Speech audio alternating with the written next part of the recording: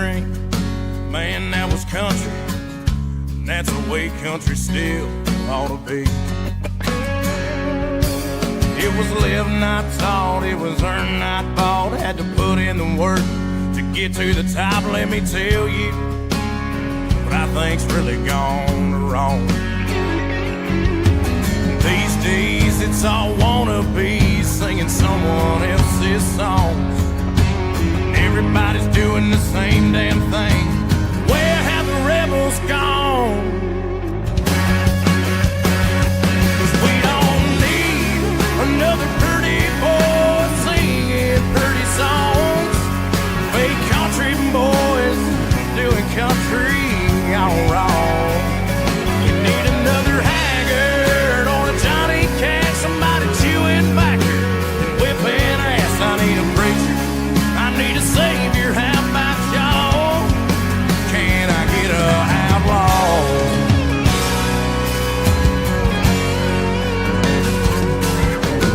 It don't have to be honky tonks, boots and Wrangler jeans.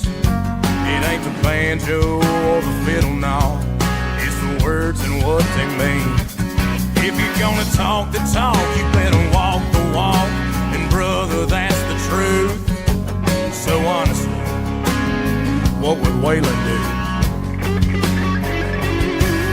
I can guarantee if he was alive today, he'd ask us one more time, "Boss, you sure ain't done it this way." We don't need another pretty boy singing pretty songs. Fake country boys doing country all wrong. We need another haggard or a Johnny Cash, somebody chewing backer and whipping ass. I need a preacher, I need a savior. How about y'all? Can I get a outlaw?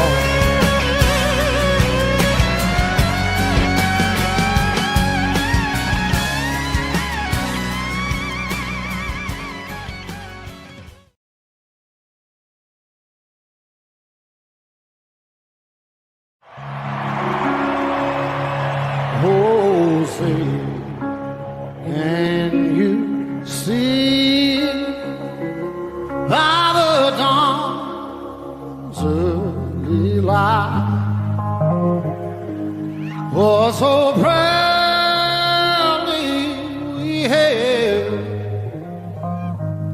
at the twilight as gleaming, whose broad stripes and bright stars through the perilous fight. Oh, the ramparts we watched were so gallantly streaming, and the rockets regular amongst birds singing out, yeah, through the night that our flag was still there. Oh, say, does that star-spangled banner yet wave? Oh, the land of the free and the home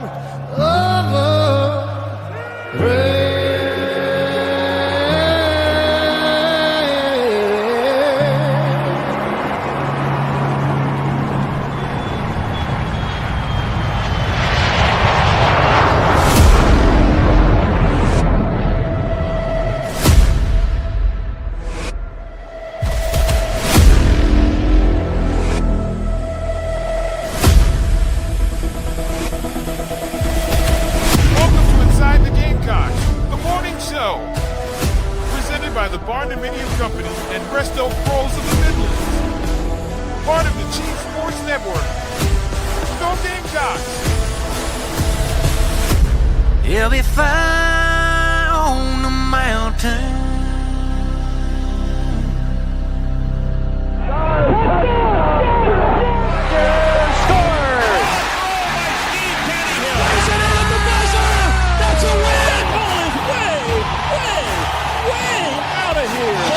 Consecutive home runs for Carolina. It is good! It's gone! He's in. Touchdown. Williams with a throw to the plate. He's going to score! It's a walk-off! Touchdown, South Carolina!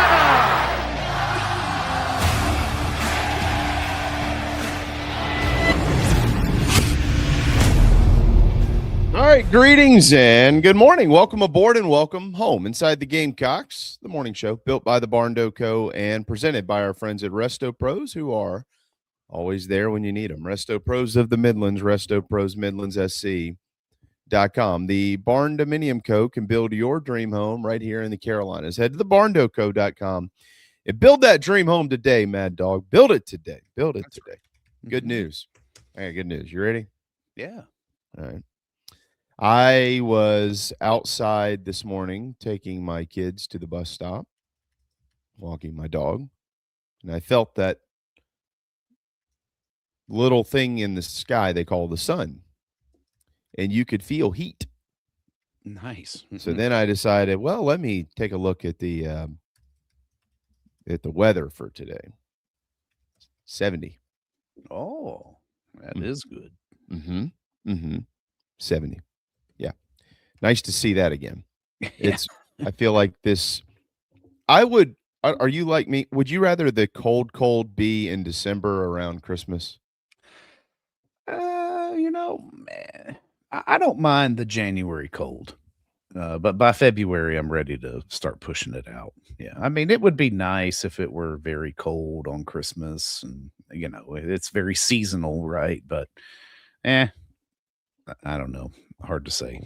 Yeah. But other than, it makes the season it brings it all together, right? Because we don't always get cold Christmas. But after the first of the year, I don't mind it in January because this year was not bad. We had the one ice storm, but we had one good snowstorm that hung around for a day or two and then it was gone.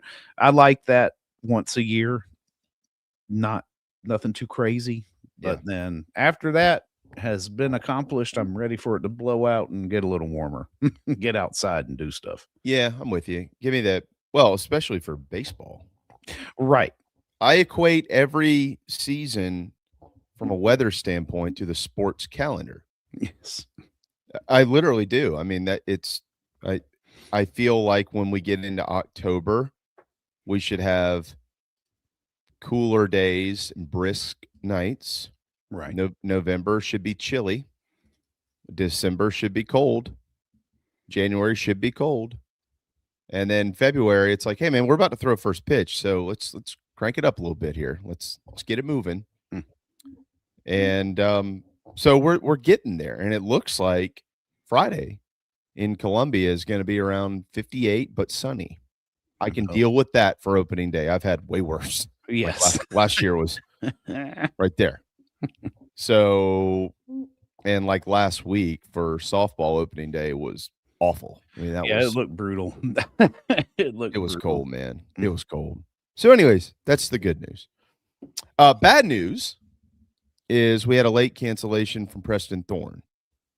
That's terrible news. Preston's one of our favorite people, but that's okay. That's all right. He's got some work stuff that he's got to get done, and we're not above that, so we understand. But back to the good news side of things, he'll be back next week, so that'll be fun. That's right. But we do have Matt Smith coming up today, and then we have Dave Bartoo, and this will be a 3-hour program today for anybody wondering. If you want to go ahead and turn us off now because you just found out JC won't be here, that's fine. It's okay. I'm not going to take the hit to my ego. Dave Bartoo will be here. Now, you're going, great. Who the hell is that? Dave, if you're watching, don't take that the wrong way, right? Yeah. No. Dave might be the smartest man in sports. Could be. He has created Matrix Analytical Solutions.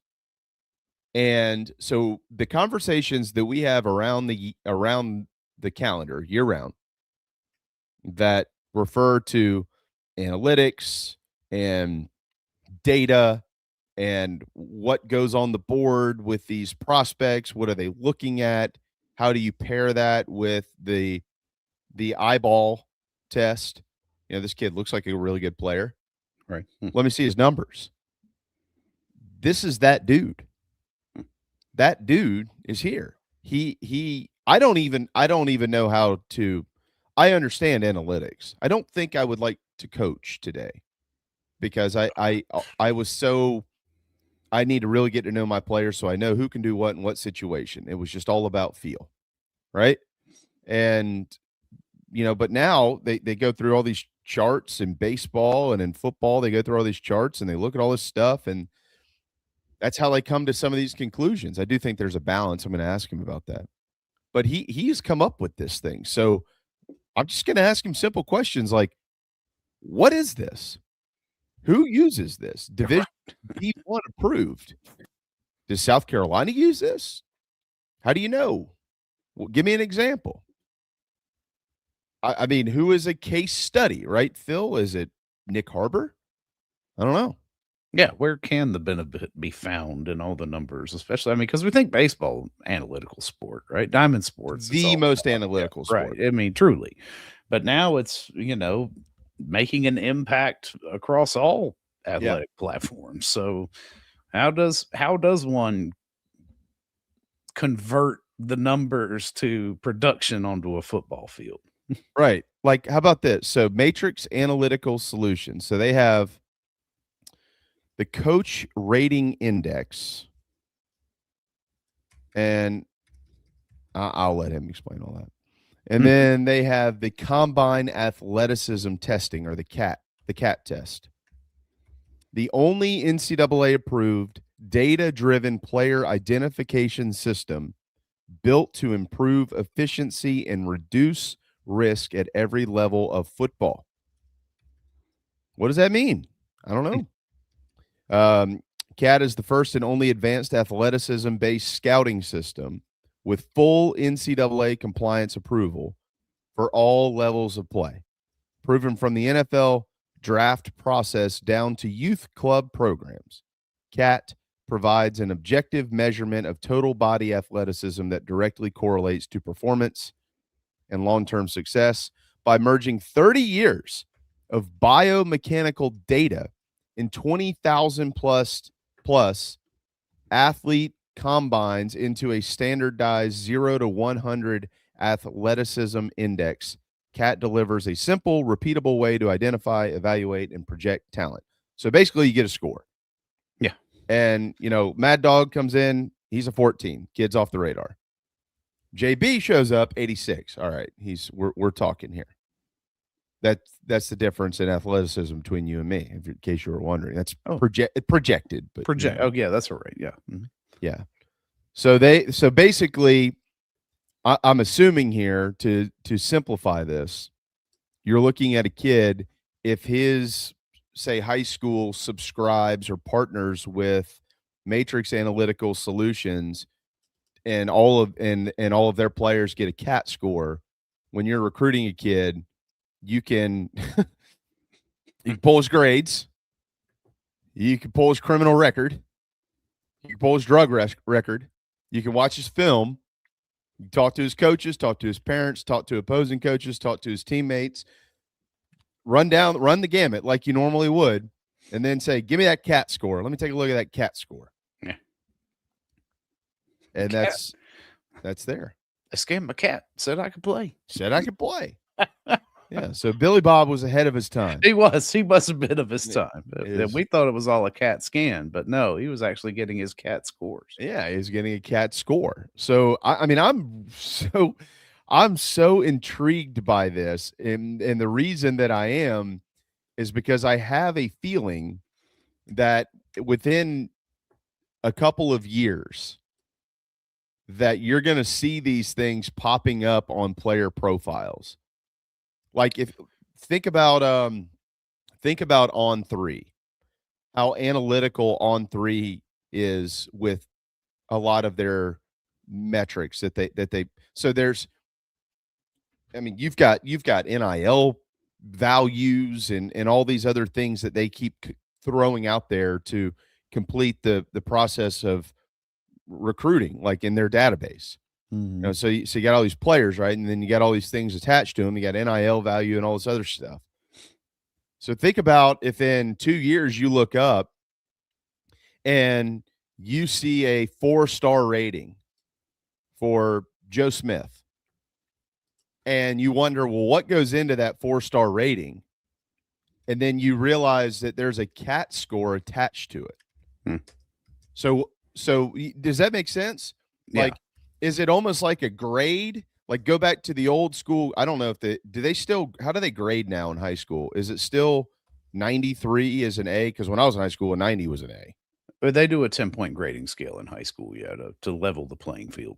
Okay, well, that's probably a good thing. So a 70 is a passing grade, an 80 is a B, a 90 is an A, and then a 100 is a 100, right? So if you have a CAT score of 80, does that equate to you're a 4-star player? Yeah. Like you're a B player in their system? See, I don't know. Yeah, what I worry about is there are things you can't measure, right? That go into some of those ratings and for sure, and factors. Yeah, so it was like how much weight will be put on it? Because I fully foresee a day where these analytics numbers, especially with the transfer situation like it is right now, right? I mean, you can go in there and fine tune and target players, before they even hit, and then monitor to see if they hit the portal. right? And then you're like, oh, we need a guy with the 87, 37, 25, Yeah. We've been looking for you. Well, you're right. Oh, and the way that I'm, since we're talking about this in the term in the on the, like, comparing it to high school, the high school grading system. How many more words can I stumble over here? You go back to, so you got an SAT score, right? And I think I had a 1080 SAT score. That was when you could go to 1600. I know that they changed it. Is it back to 1600? I have no clue. Okay, because at some point in time, I feel like it went up to like 2400. Somebody help me out on that. I think you're right. I believe they did adjust it. I don't know if they adjusted it back down, but 16 was perfect when I was coming through too. It'd been like that for ages. Okay, so I had a 1080 SAT. I don't mind telling people that. Like, that wasn't a really good score, but it wasn't a bad score. No, yeah. But I was a pretty good student. I wasn't a bad student. Like in college, I was actually a better student than I was in high school. But I was always over a 3.0. But I never tested well. Like, I just didn't test that well. It took me 3 times in the SEC to get to a 1080. Like, I never tested well. Right. So going back to your point that you were just making a minute ago, that's not everything. Like, you might have a CAT score that says 85. I mean, Nick Emanwari, right? Like, what would his CAT score have been? Yeah, probably off the charts, I would imagine, I don't know. Well, I mean, they might actually have that data because they're using combine data. Okay. See, Matt said it went up to 2400 and 4.0 went up to 5.0. See, if my numbers then would have equated to now, I would have been an awful student, awful student. Yeah. So to your point, like, is that where this thing is kind of going? Like, you can almost equate it to a letter grade where you can say, well, his CAT score is a 73. So he's kind of a C minus C type player, or from an athleticism standpoint. Does that help college coaches say, well, that might be at this position that he's playing, but that we can move that over here? I don't know. I'd just be curious how they use it. You know what I mean? Like, if you have a GPA of 3.5, right, and you realize that this kid, the reason that it's 3.5 is because his history scores and his math scores and his English scores are outstanding. but his science scores aren't. He's barely passing. But everything else he makes A's in. He just doesn't get science. He just doesn't get science. So when he goes to apply to college, he's like, man, I'm telling you, but I want to be a biomedical engineer. Yeah, bro. Your GPA says that you can get into school for that, but your science scores say that you can't. You probably aren't going to be very good in that field. You might want to shift into something else. So like in football, you say that, well, my score is a 75. Yeah, well, you're a defensive end. Maybe we should move you to tight end. What type of hands do you have? So I like his athleticism. I like him as a player, but this score, we need him a part of our program, but we don't need him here. Maybe we can move him here. I don't know. I don't know. It's I'll be really curious to see what this cat has to say. So if I went over somebody's head, believe me, I was just way over my skis too. I have no idea what I'm talking about. I'm just trying to equate it. Oh, 32 is perfect. That's the ACT. ACT. Yeah. I never took the ACT. I didn't either. I just took the SAT. Why do they have two of them? I mean, it's competition. Yeah, I don't know. Who knows? Justification of positions by each of the companies that are into the standardized testing business. I guess so. I don't know. We do have a morning show scramble coming up here in just a little while as well. And we also have a JT Skia drive around the SEC. Just a couple of days away from opening day.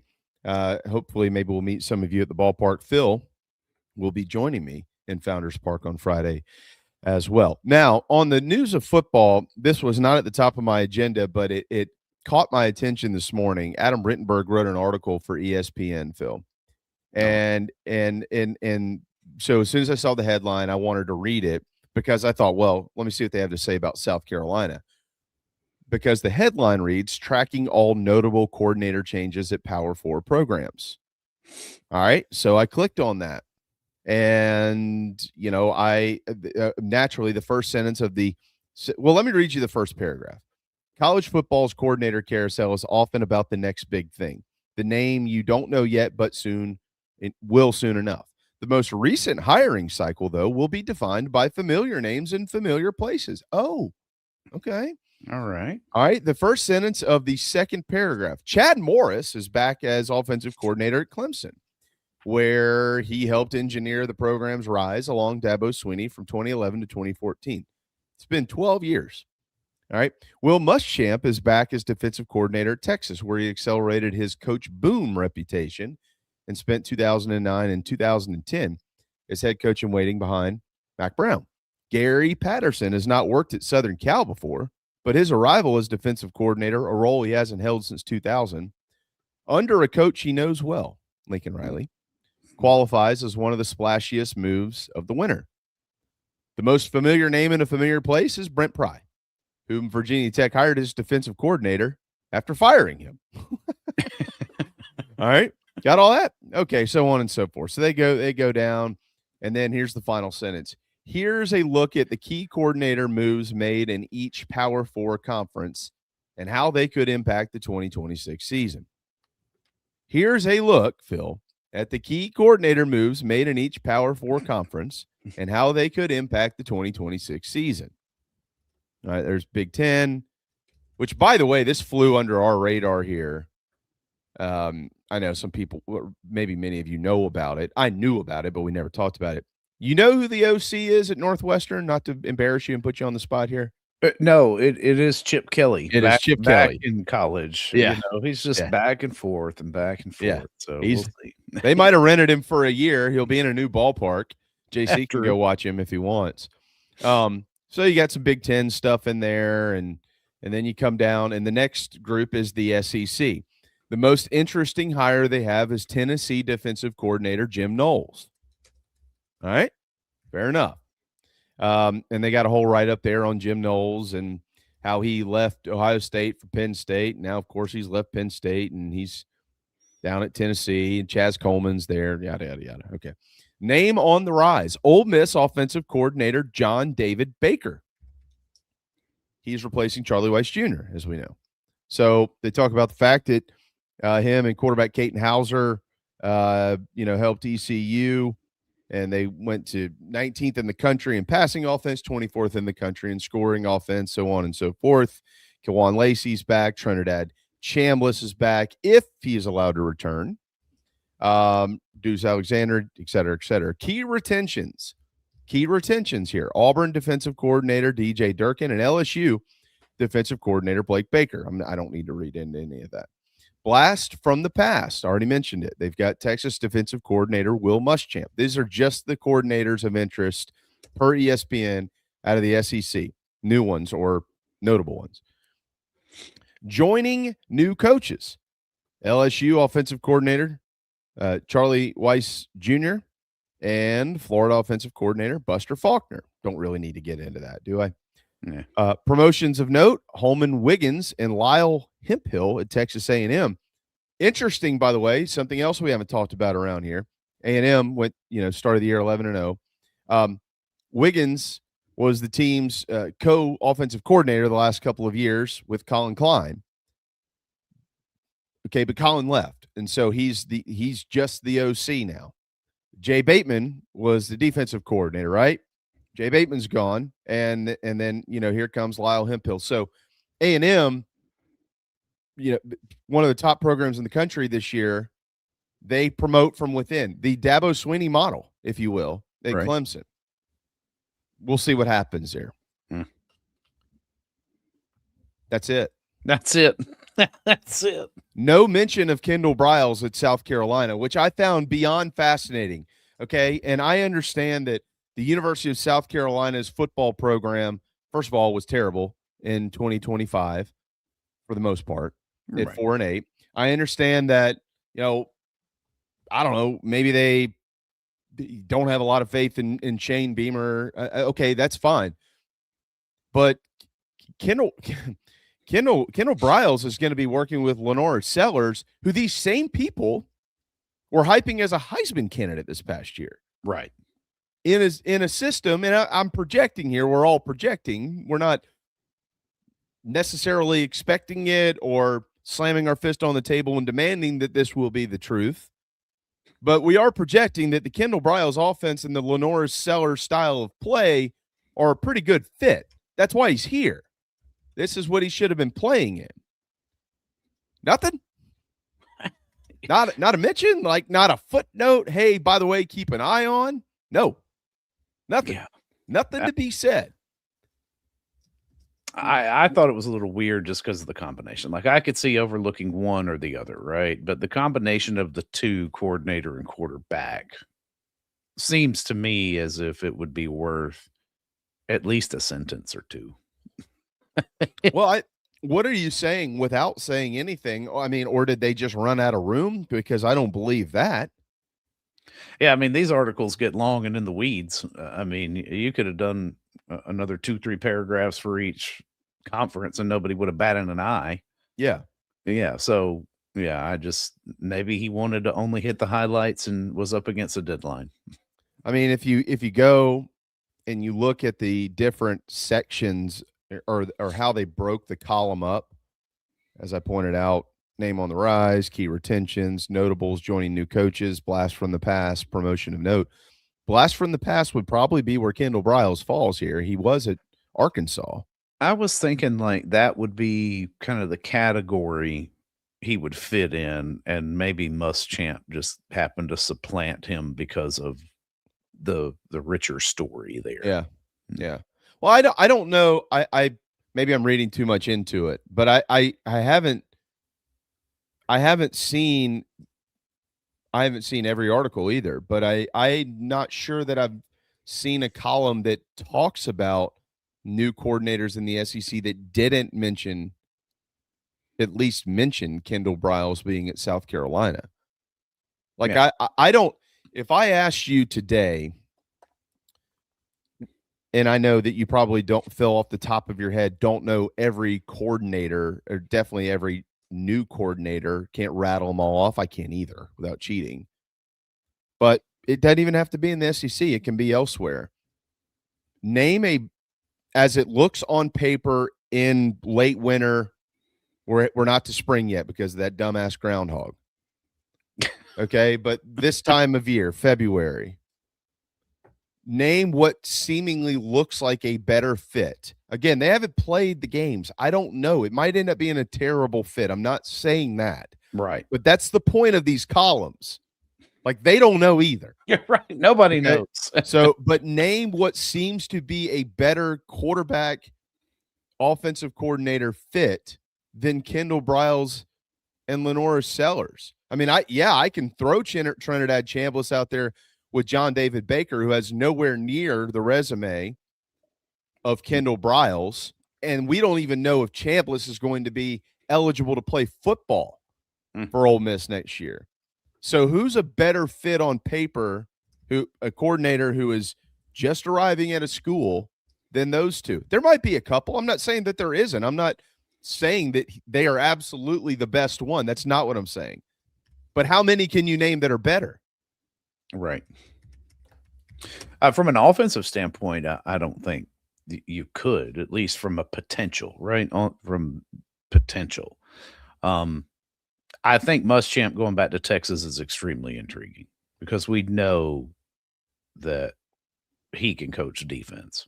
And now he's got limitless money again to do precisely that in an era that, or now that they're in the SEC, he's going to have to be able to put together a solid, defense on that side of the ball. It wasn't necessarily that big a stumbling block, if you will, in the old Big 12 days. But now that you're playing big boy football on both sides of the ball, that one I think is very intriguing. Like I will be keeping an extra added eye to how Texas's defense is going to be with Will. But from an offensive standpoint, I think the level of intrigue with Briles and Sellers together is, probably right at the top. Baker Chambliss is interesting, but Chambliss has still got to get eligibility. Right. And Baker has never coached at this level, to my knowledge, at all. So we'll see how that plays out. But yeah, interesting. I wouldn't call it a snub, probably just an overlook. But I feel like I'm a little bit with, I think Queen said it, like, I like it this way, sadly. Yeah. just don't talk about us. Just don't talk about us. Let the results speak for themselves. I do think that talk will increase in due time. That's, I believe, inevitable. But X-Man here in our McKellar Enterprises chat box, I got to get with Meredith. She's got to train my kids how to play golf. Said no Clayton White as a key retention is criminal as well. I hear you. I'm not saying I disagree. I'm not saying I disagree at all. I do think Clayton White, that's a big deal right now, keeping this Carolina defense on plane, if you will, right? But I don't think for an article like this that he would have been anywhere near making the cut, because I don't think that most people have enough information. Like maybe there is. Maybe Shane Beamer will spill the beans one day. Maybe there was all kinds of calls behind the scenes for Clayton White, but I'm not so sure that there was anything that they could base he may be leaving South Carolina off of. Right. Like if Clayton White, for instance, if he turned down a major G5 job or any job, really, for that matter, I think that there would be, I think there'd be more merit to that from the standpoint of writing a column like this. Now here, South Carolina, yeah, it's a bigger deal. Like in this state, we want to hold on to Clayton White. That's as important as anything. Got it. But from a national standpoint, I'm not so sure that they would be able to write something like this, because they don't know. Like, I don't think any of them thought that he was in danger of leaving the program. Right. Unless, again, there's something that came out about it. Now, of note for the future, potentially on that note, and I'm not projecting anything for Clayton, but at some point in time, one day, Clayton White is probably going to move on and do something else, be a head coach or whatever. In the not Pac-12, Big Ten, promotions of note. This article mentions 2 names. Okay, Mad Dog? I'm on it. Drew Maringer and Chris Hampton. Yeah, we know one of those guys. Yeah. Chris Hampton. And Chris there's no way, unless like he finds a way to coach Oregon's defense straight into the gutter. There's no way that if it's whenever that day comes that Clayton White says, well, I gotta move on. There's no way that this cat isn't at the very top of that list. Yeah. There's no way. And I don't know that guarantees that they would get him either. You know, Chris might say, hey, man, I'm very comfortable where I am. I would love to be at South Carolina, but the time's just not right for me. That happens. But there's no way that Shane Beamer, he's generally has to stay prepared because you just don't know.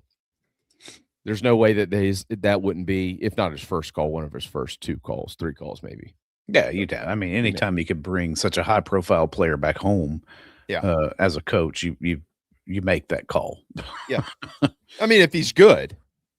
Oh well, right? Yeah. You don't not just everybody. Yeah, no. Like, I know some guys that don't need to be back in a Gamecock uniform coaching football. They think they do, but they don't. This cat has a chance to be one of them. Anyways, all right, it's 10:37, so we'll take a late time out here. We are presented by our friends in part at Palm Casual, palmcasual.com. They also present our coverage of Carolina baseball this season. Head to palmcasual.com. I'm serious, man. Like, if whoever you are out there, male, female, both, have kids, don't have kids, grandparents, you want something comfortable, whatever it is. If you are going to be in the market at some point in time for amazing outdoor furniture, like, this isn't just a line. I promise. We own 2 sets of it for a reason. Palmcasual.com.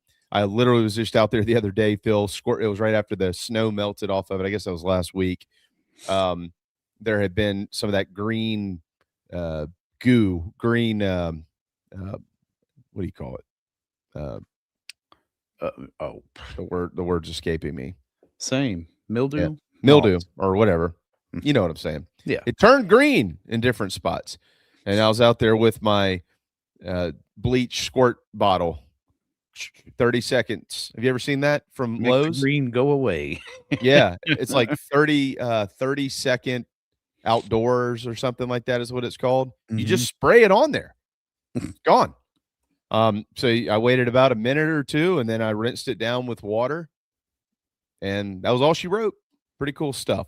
Palmcasual.com. They got something for everyone. We'll step aside. We'll come back. We'll drive. You want to take a drive? We'll take a drive around the SEC. Matt Smith and Dave Bartoo. That'll be fun. We'll also scramble. I got a good scramble today. Oh, yeah. Right. This is a very engaging scramble. Very engaging scramble, as a matter of fact. So hang tight. We'll be right back. For over 80 years, the West Law Firm has delivered hard work, honest advice, and real results, and is a law firm built on family that delivers for families in South Carolina. They represent clients through personal injury, criminal defense, car, DUI, and boating accidents, and more. Built on blue collar, representing blue collar, the West Law Firm understands the importance of dedication and experience needed for representation, but with a foxhole mentality. Visit westlawfirmsc.com. westlawfirmsc.com. Get comfortable with our team and learn why we should be a part of yours when you need us. Go Gamecocks! I said, oh Lord Jesus, it's a fire. Ain't nobody got time for that. Disaster comes uninformed. During and after natural disasters or accidents, there can be a heavy loss to property. It can become extremely difficult to bounce back to what you knew before. Having your home or office destroyed or damaged by water, fire, smoke, or mold affects your personal and business lifestyle. Resto Pros of the Midlands is here to help. Open 24/7. Call them when you need them. 803-493-0170. Looking for a new car? You need to think about a Kia. If you're in the market for an SUV, consider the new Kia Telluride or the new Kia Sorento. They're big, they're strong, and loaded with tech for thousands less than Honda or Toyota. You'll see the difference right away, and you get double the warranty. Plus, you get the JT's Advantage million-mile warranty and about 1,000 other things you have to see to believe. If you want the biggest bang for your buck, it's time to think about a new JT's Kia. We're serious about saving you money.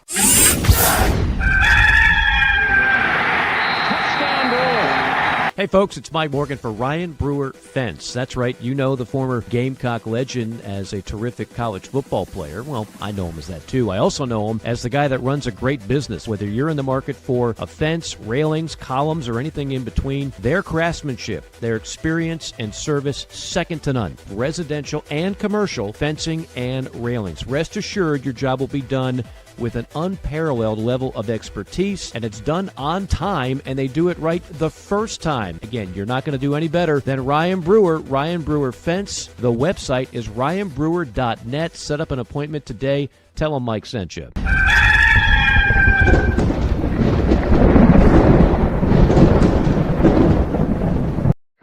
It's now time to take a drive around the SEC, presented by JT's Kia across South Carolina, the home of JT's Advantage package, featuring tire rotations, oil changes, and more. Make your next road trip in an ever-reliable JT's Kia, and don't forget to check our used inventory as well. Let's drive. All right, 10:41. Welcome back to the morning show. Hello, Mad Dog. Hello. Hello. Glad you got to see me. That's right. All right. We'll start with the polls. You go with the polls? You like the polls? Let's go to the polls. The latest polls, again, this is drive around the SEC in softball. Carolina obviously lost twice to Virginia Tech this weekend. They feel like they're in a fine spot, but you look at the SEC and you go, okay, all right. Tennessee's number 2. Texas is number 3. Texas lost, by the way. They were preseason number 1. They lost. Oklahoma's number 4. Oh, boy. Florida's number 7. Alabama's number 8. Arkansas's number 9. LSU's number 10. For what it's worth, on the Carolina schedule, they've got Texas at home. They got LSU at home. They got Florida at home. That's 3 top 10 teams right there. And they've got A&M's number 11. They got A&M at home. Pretty crazy. Alabama they go to. They're number 8. After A&M at 11, the rest of the SEC is Mississippi State, number 18, Georgia 19, and the University of South Carolina at number 20, falling 4 spots.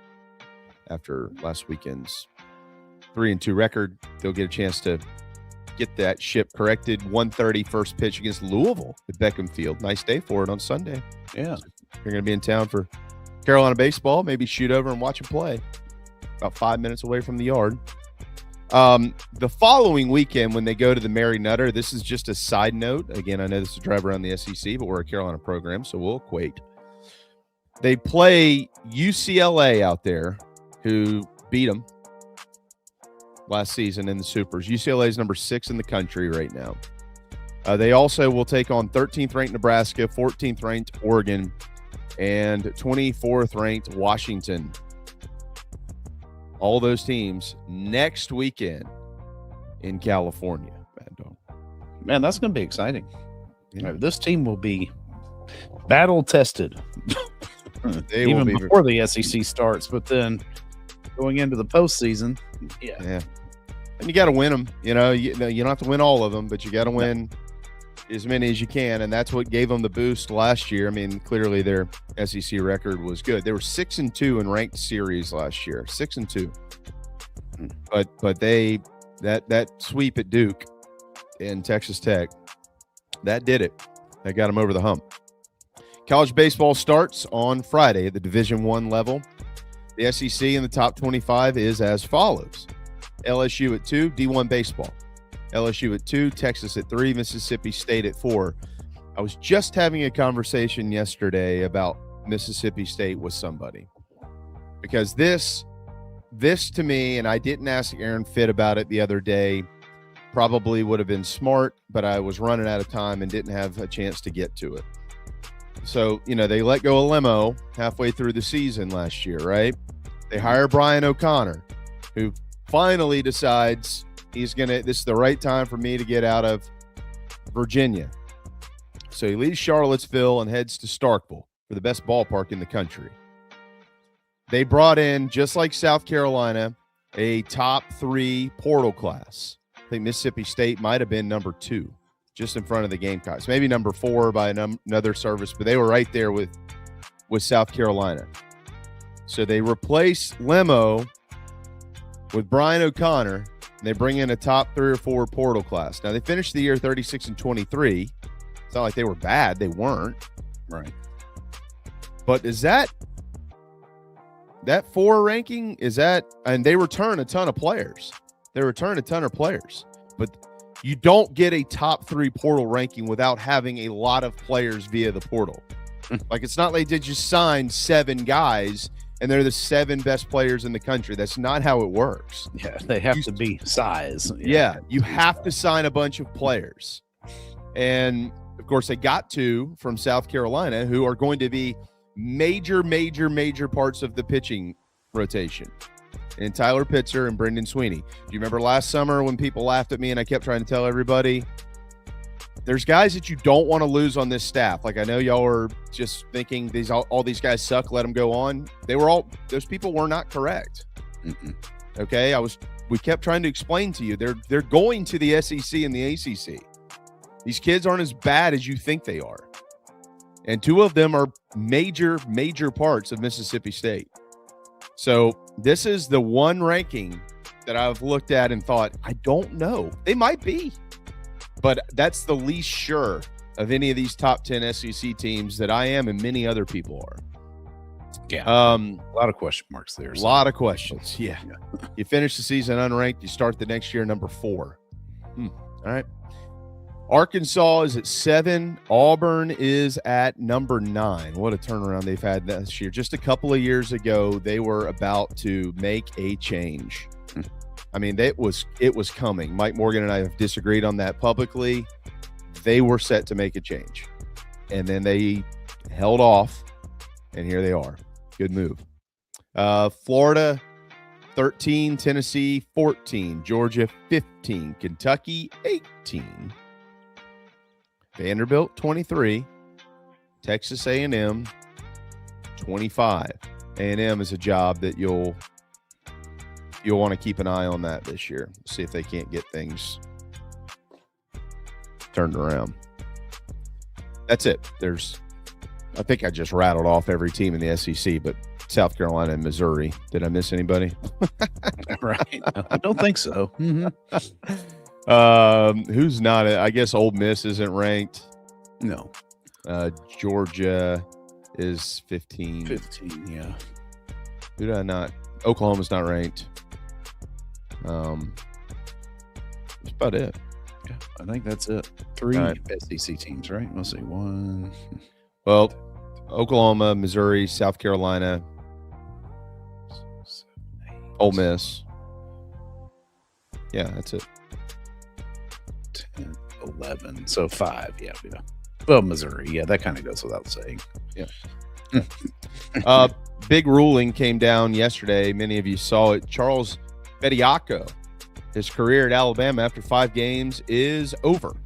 An Alabama Circuit Court judge, after they removed the judge who was a major donor for the Crimson Tide, they decided, well, maybe we shouldn't do that. So let's put this cat in play. All right. Well, he denied the motion for a preliminary injunction, Phil. So it ended his season. The Tuscaloosa County Circuit Court Judge Daniel F. Pruitt halted his bid to regain eligibility. This is a report from Myron Metcalf with ESPN. After he left Bama for the NBA draft in 2023. Then he signed a 2-way NBA contract. He played the past 3 years in the G League. Moves that disqualified him from collegiate competition, we thought. That's what the NCAA thought. Right. Pruitt ruled that Bediako did not have a, quote, reasonable expectation that he would be allowed to return to college basketball when no other player had been granted eligibility under the same circumstances. Now, Charlie Baker, of course, beat his chest, and he should. You agree, right? Don't we all agree on this? This is good ruling here? Yes. Okay. If you can't, test the waters in the minor in any other pro sport, you shouldn't be able to do it in one. Well, yeah. I mean, I think we brought up the example last week. What about baseball? There's no minor league system that's set up the way that baseball is. Right. So let's use a more local. Let's use a PJ Morlando. How about that? So PJ Morlando, one of the best players in the country. Monty recruits him, signs him. He's coming to Carolina, and then he goes in the draft. It was projected. There was a little bit of a late chance here. He actually might end up on campus, believe it or not. But he goes in the draft. Well, what if he plays for 3 or 4 years and he's still in high A, or he's just gotten to double A, and he's scrounging around for 35, 40 grand. I know he got a great signing bonus, but he's like, I don't know, man, this might not work. And then he appeals to the NCAA and says, well, I got eligibility left. I never played. I'm suing you on the basis of whatever. And they allow him to come back. You open the floodgates like that, you're going to have all kinds of issues. My biggest issue with it isn't the level of competition. I think that you could be a guy actually who signs out of high school in that sport specifically and plays 3 or 4 years in college baseball and comes back, and there are college baseball players still better than you. Matter of fact, especially in this league or in the ACC or in the Big 12, like there's a lot of good players out there. But my issue with it is you're taking away the opportunity from high school kids. Like they're losing this opportunity because you're allowing these guys to sue you to be able to come back and do this. That's ridiculous. And the NCAA prevailed. Now, let me ask you if you believe this or not. You ready? Mm-hmm. So Alabama naturally is going to be disappointed. Don't hate on Alabama. Hate on any school that this would happen to, because they would all be self-serving in their response. The school, in a statement, said, "We are disappointed in today's court ruling denying the injunction for Charles Bediako. While we understand the concern around competitive and developmental implications for former professional athletes participating in college, it is important to acknowledge reality. The NCAA has granted eligibility to over 100 current men's basketball players with prior professional experience in the G League or overseas. Granting eligibility to some former professionals and not to others is what creates the havoc we are currently in, and why consistency from decision makers is so desperately needed." Nate Oates said last night on his call-in show he is disappointed in the system, both the NCAA and the courts and the whole thing. It just seems like the European international players are being given preferential treatment over the Americans. Hopefully at some point somebody is going to win a ruling like this. It wasn't here today. At some point somebody will win one and change the system, but that's how it has to get changed. They don't make changes on their own typically. You believe that? You believe he believes that? No, he doesn't believe that. And quite frankly, this whole thing is his fault anyway, because he could have said, no, you've already gone pro. Technically, you're not supposed to. And then the comparison to the European professional leagues, like if basketball operates in any way, shape, or form similar to soccer does across the pond, then some of these kids are put into the pro sports as kids and sign on with clubs early while they're in school. Yeah. So you can't make that comparison because, okay, yeah, they've been a member of a professional team since they were 12 years old. So they could that would thus make them ineligible to play over here. When that's ridiculous, because obviously, yeah, while they've been in a pro system, it's not like you've got 15-year-olds going head to head with 25-year-olds on their professional stage. There's different levels of that. It's the same way. I'm assuming that basketball will probably run similarly to soccer, and I know soccer will target kids and put them into their organizations early. Yeah. There probably needs to be a rule change. The NCAA, these lawsuits are picking apart the wording in the rules. That's what they're doing. And then they take that down this road, and they take that down this road, and take that down this road, and let's see what happens. I think it all sucks, to be honest with you. I don't like any of it. I don't like taking away from high school kids. But I don't. There's no. I mean, these guys. You have to make a statement defending your program because it's about winning. That's what it's about. That's all it's about. It's only about winning. So they have to make a statement defending their program. The reality of it is Alabama was taking a shot at this, and let's see what happens. We might get lucky. They probably knew. I'd put money down that they probably knew. This more than likely isn't going to work out, but let's see what happens here. Hell, let's send it to the guy that donates money to the school. He'll give us a crack at it. Yeah, right. Somebody pull a string, and they did. And then the NCAA pulled another one. I think this is a good win for the league. Yeah. Anyways. No, I mean, it's not like they shopped around an Auburn judge to get this injunction. Right? Yeah, that would have been denied rather quickly. Yeah. And the final note, this is a few days old, but in case you missed it, the SEC from the 24-25 fiscal years distributing over $1 billion with a B dollars to its members. Yep. Total distribution jumped more than $200 million from the previous year. The current total includes $37.4 million retained by universities that participated in the playoff and in bowl games. The amount distributed from the conference office, including bowl revenue, retained by participants averaged $72.4 million for schools with full year financial participation. How about this? Oklahoma and Texas, which joined the conference in July of 2024, received distributions of $2.6 million and $12.1 million, respectively, related to playoff and bowl participation in designated NCAA funds. So the 72.4, so Carolina, 72 million is what they received from the league, or right around there. 18.6 million more than the year before. What, almost. Where's all that money going? Yeah, right. Buy out every coach in the department. That's right. We got $70 million. What do you mean we can't fire Ray Tanner? And that does it for our JT's Kia drive around the SEC.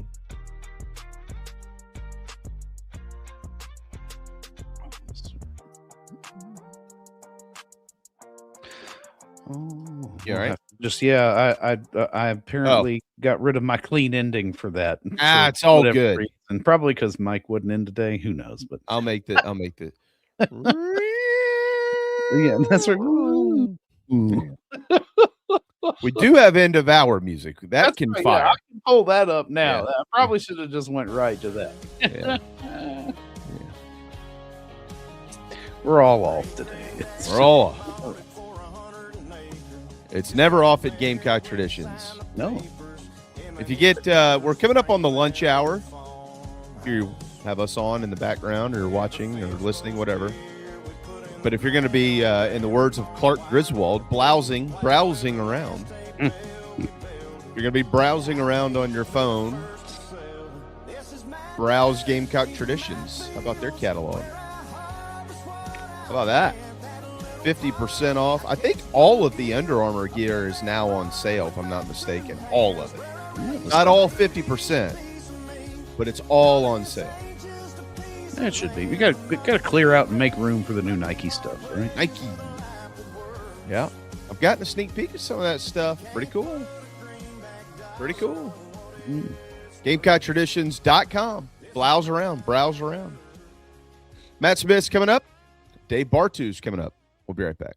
Mike here for my good friend Troy Branham of Golden Gate Mortgage. Let's face it, it's been a rough go for mortgage rates the last couple of years. And now more than ever, you need someone on your side to get you the very best possible rate on a new mortgage or a refi. That's where Troy comes in. 27 years of experience working for you. Conventional, FHA, VA, USDA, renovation, rehabilitation loans, all doable with my man Troy Branham of Golden Gate Mortgage. And when I say doable, I mean the best possible rate that's out there. It's a phone call that can literally save you thousands of dollars. 803-238-0111. 803-238-0111. You can also check out the website ggmortgage.com. 2026 is the year of the Barndominium, and the Barndominium Company wants to help you build your dream home for your family. Make your dream a reality. Change your life today. Visit thebarndominiumco.com. That's thebarndominiumco.com for floor plans, photo galleries, locations, and to learn more about us. Welcome to SEC Sunday Night, part of the Chief Sports Network. Every Sunday night at 8 p.m. on the Chief Sports app, the Chief Sports YouTube channel, and on our X accounts. Hosted by Rob Williams and Craig McMichael, talking the week that was and what's to come in the SEC. Join us every week for SEC Sunday Night on the Chief Sports Network. Oh man, the building is on fire. Emergencies and accidents happen. When you're in the middle of a fire or water event, all you want is for things to return to normal as soon as possible. Resto Pros of the Midlands is with you, guiding you through the process and working with you to get your home or office back in working order. They'll answer your questions, discuss procedures, and can act as your advocate when it comes to processing your insurance claim. Resto Pros Midlands SC.com. Open 24/7 when you need them. Quality that is guaranteed. Welcome to Dry Space Crawl Space Solutions. Basement crawl space encapsulation designed for your specific needs. Your crawl space can be susceptible to all sorts of issues, including moisture buildup, mold growth, and structural damage if not cared for properly. Let our trained experts provide basement crawl space encapsulation solutions to protect your home, improve air quality, and enhance energy efficiency. Schedule your consultation today for a safer, healthier space at dryspacecs.com. Dry Space Crawl Space Solutions, proud supporters of your South Carolina Gamecocks. Tune in every Friday at 9 a.m. to the 4-Quarter Friday High School Show on the Chief Sports Network.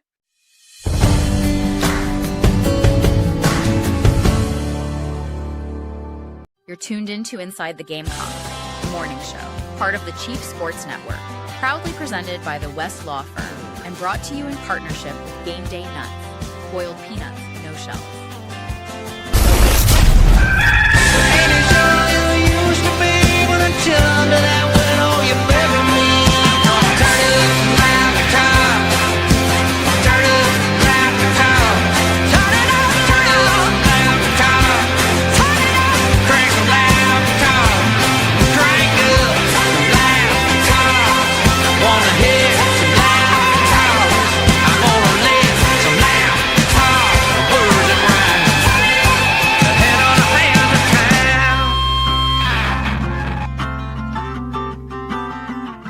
All right, it's 11:04. Welcome back inside the Gamecocks, the morning show built by the Barndo Co. and presented by our friends at Resto Pros, who are always there when you need them. Resto Pros of the Midlands, Resto Pros Midlands SC.com. Whoa, good morning, Smitty. How about that jacket? Where you at, man? Well, I'm in the great outdoors. So behind me there, that is Inman Mills Ballpark, where I grew up essentially, and just beyond that, you can't see it in that still picture, but that's where the cows roam. And Cliff Wilson used to hit them out, chase the cows away.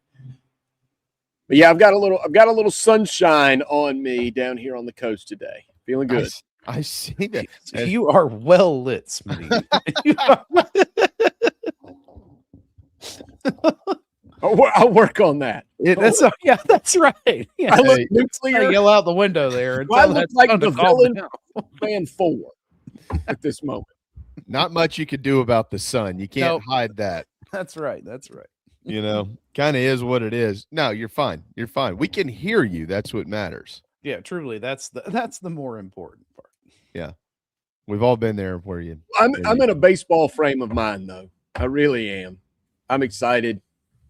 We are ecstatic. Can't wait to get to Founders Park. We're still putting together the guest list for the week, but I can tell you that Maneri and Monty and Lake will all be upstairs with us that morning on Friday. This is a 4-hour marathon, so we will really work Phil, and hopefully this year we don't have the same breeze that comes through like we did last year. Landon Powell will be joining us this week. Grayson Griner will be joining us this week. Will Crow will be joining us this week. We're still putting together the guest list. We got a few more. We got some surprises in there too. So that'll be a lot of fun. We just, what's great, Matt, you're a baseball guy like I am. And we call it a celebration of Gamecock baseball on Fridays. And what we don't do is get really statistically in the weeds, if you will, because you do play-by-play. The greatest play-by-play guys in baseball, they're able to tell stories throughout 9 innings of a broadcast. And so we set this show up every year where these guys just get to tell stories for 4 hours. We just tell stories. We don't, coach, you didn't have a good year last year. How's it going to be this year? Come on. It's opening day. Everybody just wants to tell stories. And that's what we're going to do on Friday morning. Well, you're going to fill it up because you've got 2 catchers joining you already. Oh, yeah. So that's it. You're set. Yeah. They can tell you stories from things that happened last Thursday to fill up a show like that. They are going to have some stories. I'll tell you what I really enjoyed was the segment that you and John Whittle did. All right, some people like fantasy baseball. I don't play fantasy sports at all. My fantasy sports is what you and Whittle did, the roster construction, the lineup construction. I could sit and talk with another baseball guy and discuss, not argue, because I think we all respect that. My example is always this. Freddie Freeman could bat second or third in a lineup. You're not wrong either way. You just depends on what you need and what a particular manager is looking for and the other guys around him. I could have that discussion like you and Whittle had all day. I love it. It depends on how much you want to weigh, the whole lefty-righty issue, how much you want to weigh. Okay, how often do you think Tyler Back is going to run? So therefore that might determine what kind of hitter you want in that 2-hole. Or are you going to play station to station as a club? And if you're going to do that, you might put a little pop in the 2-hole. So I thought it was a fascinating discussion. I'm really interested to see. And neither one of you were wrong, by the way, that I watched. And I don't think Monty Lee and Paul Maneri are going to be wrong with what they do with the lineup. It just depends. And then it's all going to be, now you adjust off of that. So to me, that's my fantasy sports, is what you guys were doing. Well, that's right. That's right. Name one lineup in our lifetime in any level of sport that was the same on opening day, the same at the end of the season as it was on opening day. There isn't one. No. The Dodgers didn't know that when they acquired Shohei Ohtani, he was going to eventually bat at the top of the lineup. So they go lefty, right, or lefty. They didn't anticipate that necessarily. They didn't know how that was going to play out. I'll tell you one thing that I've always been fascinated by, and I'd love to ask Monty Lee his opinion on this. Jim Leland used to do something years ago.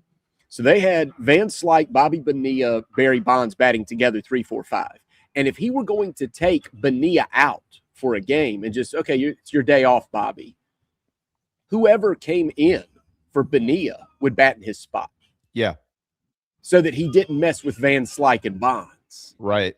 And most managers say, okay, well, now that guy's probably the 8th best hitter on my club, the guy that's filling in. So they mess it around. And Leland, smoking non-filter Pall Malls there, would write up the lineup card and just scratch one name and put a new one in. I know.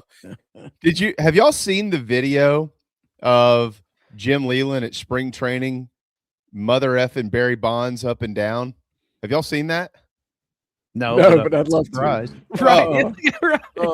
This is my effing team. I'm the effing manager of this team. You're a player on this team. I'll tell you what the F to do. You're going to do what I'm going to tell you to F and do. You understand that? He goes to walk away, comes back. Did you hear me, MFer? Oh, man.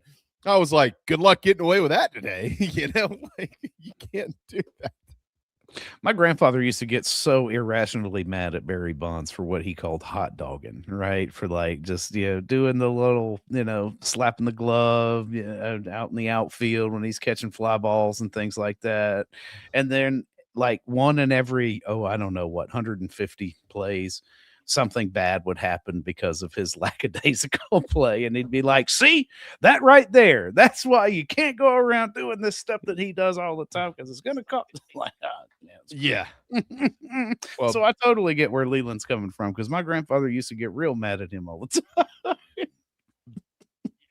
time. Barry Bonds, just off the, just because his name was brought up, Barry Bonds to me is, and I look, the juice aside, I don't know that I ever actually saw a better baseball player in person. And I know he took the juice. I got it. Understood. Most of them did during that. Or I don't want to say most of them. That's not fair, but many of them did, right? And they all knew what was going on. That was a baseball problem. That wasn't a player problem. They let him do it. Barry Bonds was a Hall of Famer before he got all jacked up and was just hitting 60 home runs, 70 home runs every year. I mean, he was a Hall of Famer in my book. I feel the same way, and it's hard to do this because you do want to separate it. Because here's the thing, we always talk about guys that you pull for. Like, I pulled for Brett Butler growing up. I didn't pull for Barry Bonds. Yeah. But when we do shows like this, you have to say, well, but honestly, how good was Barry Bonds? He is the best I ever saw. Here's what made him so special to me. He is the best I ever saw, not only as a complete ball player, the best I ever saw just in the batter's box. Yeah. Just inside the batter's box. I never saw anybody control anything like that. It would be like merging Ted Williams and Willie Mays. Yeah. 100%. Smushing them together, and they say, well, now you have Barry Bonds. I am of the mind that even though I didn't get to see them play, so you just do your best when you go through baseball history. I am of the mind Willie Mays is probably the best player to ever walk the face of the earth for a lot of different reasons. And we can all argue about that. I mean, because, listen, I'll hear you out on Ted Williams or Babe Ruth or Ty Cobb or Joe DiMaggio or anybody or Barry Bonds. I think Willie Mays was probably the best. But my own two eyes told me the best I have ever seen on television is Barry Bonds, and no one has approached it since. Hat tip to guys like Mike Trout and Bryce Harper and even Shohei Ohtani, but I've never seen anybody control baseball games the way Barry Bonds did. Nope. And I don't know that we ever will again, because the way the game has shifted. And he was able to do everything on a field, and then he was able to beat them mentally too, because he grew up around major league dugouts, a tremendous advantage. Now, having said that, there are some people I have argued with that bring up King Griffey Jr. So just throwing that name out there minus the injuries, King Griffey Jr. enters the conversation. Anyway, I'll stop there because, but it got me going because you and Whittle were on baseball yesterday, and I haven't slept since. Don't disagree with it. If Griffey didn't go down with the injuries, I think it would be King Griffey Jr. I think he was on that trajectory to be the greatest all-around player we ever saw. But when he went down and then went down and then went down, the hamstrings just couldn't stay healthy for him. But I think, and I never saw Griffey play in person, I did see Barry, and I saw him in Atlanta and sat in left field, as a matter of fact. And I remember saying to myself, I might be watching. This is probably the best player I'll see in my lifetime in the game of baseball. But to your point, I want to go back to something you said. By the way, side note, can you name another player ever that you've ever heard of or ever seen who was walked with the bases loaded besides Barry Bonds? That's how much fear he struck into people at that point in time, which was crazy. Back to the question that you asked a minute ago. And it is, people I think understand me. I know some goofball was making fun of me on the message boards a couple of weeks ago, saying something that totally wasn't true. But the geek in me, in what the question you asked about the lineup, is so valid, because I am a huge fan of constructing a lineup that is the most comfortable lineup you can write, and then you figure out what type of baseball you need to play to score runs with that group of players.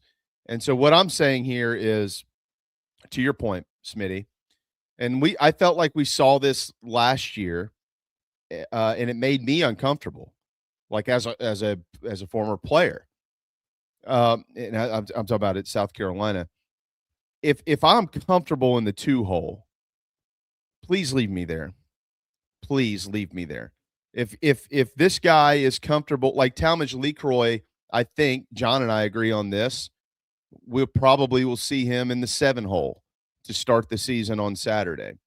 Maybe he stays there if he plays all 3 games, whether he DHs 1, catches 2, whatever, doesn't matter. If he's in the lineup for 3 straight days, and at the end of the weekend he's 5 for 9 with 3 doubles, yes, there could come a time where you go, man, this kid, he's just got to be hitting higher in the lineup because my 4 or 5-hole guy just isn't doing it. This kid has really surprised me. I mean, that happened to me my senior year of high school. I hit 8th to start the season. Halfway through the year, I was hitting 3rd and never left it. And I remember that, but I was so comfortable in my own skin, Smitty, that I could handle that 3-hole when they moved me there. I didn't view it as a oh God, I'm hitting 3rd now. What do I need to do? Like they gave me so much time to be comfortable in my skin in the 8-hole that by the time I got to 3rd, I knew who I was as a hitter. It didn't matter to me. I wasn't changing anything. But what we have seen, and I'm not going to pick on South Carolina, this is very common in college baseball, is when the 4-hole hitter struggles and the 7-hole hitter is on fire, they bump the guy in the 4. Well, let's bump him back to 5. Let's move this guy up because he's clearly right now swinging it well, so he needs to be there to help pick up the 1, 2, and 3 guys. And then you compound a problem.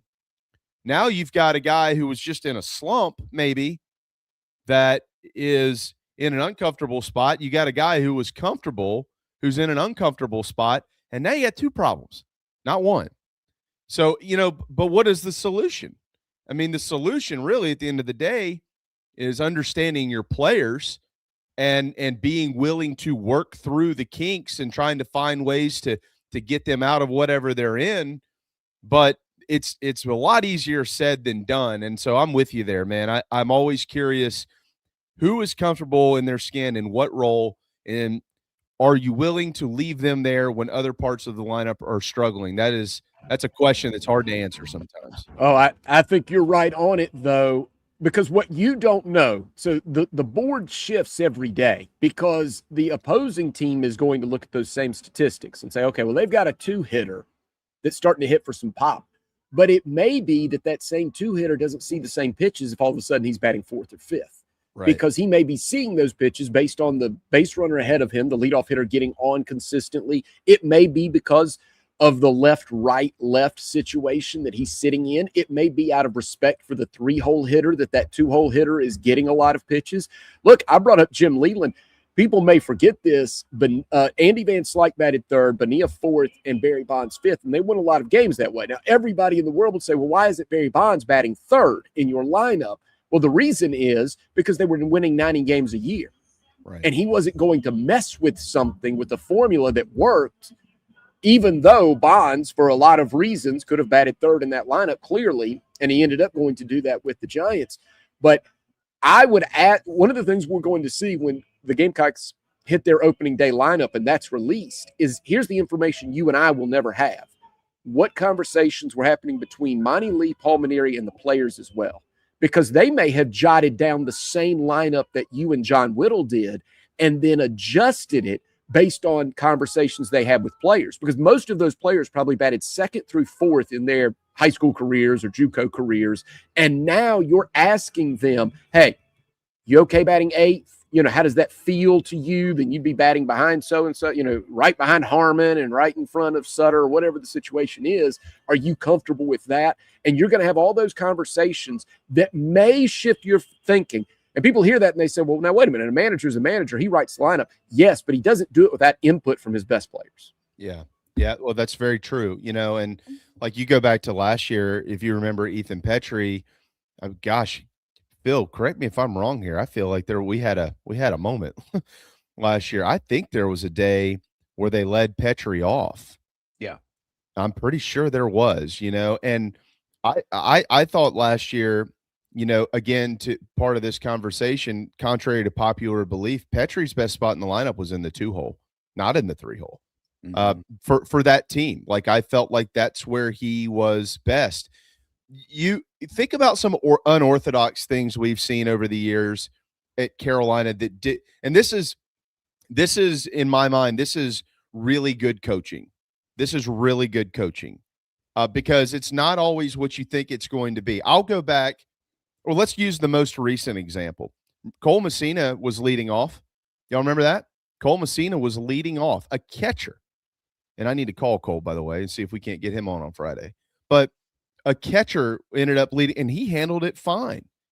You know, now that lineup was in a spot where they didn't really have a leadoff hitter. Like, he was unorthodox, but he kind of was and he could handle it. Like, some guys just can't handle that. Go back to 2008. I'll never forget going into the season when Reese Havens said, well, I'm going to lead off.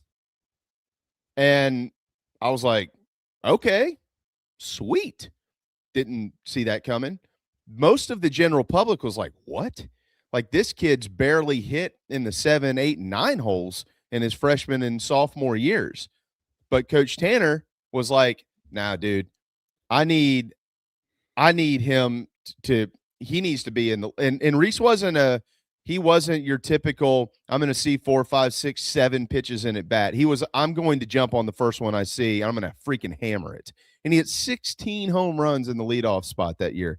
If y'all remember that. It's been 18 years, so we're getting a little old. But, you know, it's not always what you think it's going to be or what history tells you it's going to be when you're constructing a lineup. It's who is comfortable where. And in that particular time, he was the most comfortable spot. He led off day 1, and he led off day 60. And that's just the way it was that year. And it was that was a Monty Lee offense. And I've talked to Monty about that before. That's one of the best offenses in the history of the school. And it all started with a kid who nobody saw coming in the leadoff spot in Reese Havens. I think that's a perfect example. And here's another thing. As you and John Whittle were trying to, you know, figure out, you're trying to guess not just what you think is best, but what you think Monty and Paul Maneri think is best. And Paul Maneri has said this before, and he said it to you directly when you interviewed him a couple of weeks ago, which is he's not afraid to put a young player in a big spot. That's something I think to watch out for as well, because I know there are some managers out there that would say, no, my 3-hole guy, that's a lot of pressure going into an SEC season. I need him to be a seasoned veteran player to handle that and shoulder that load. I don't think that's what you're going to see at South Carolina. I think they have no problem putting a newcomer at 2, 3, or 4 and letting it ride and just see what the performance looks like. And that's different than you might see at some other SEC programs. You got that right. Well, I'll tell you what, it's 11:25. We do need to hit a timeout. We've got coming up at noon, a just really fascinating conversation with Dave Bartoo. If those of you who don't know what that is, a Matrix Analytical Solutions. You want to talk football? This guy's going to be able to talk football in a way you never expected, directly relating to South Carolina. So we look forward to that.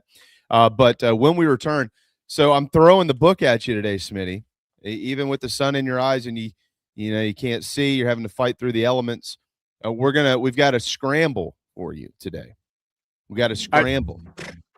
I'm ready to jump on it. So after our first break, I'm going to get some of those flip sunglasses, okay, like Dale Murphy used to wear,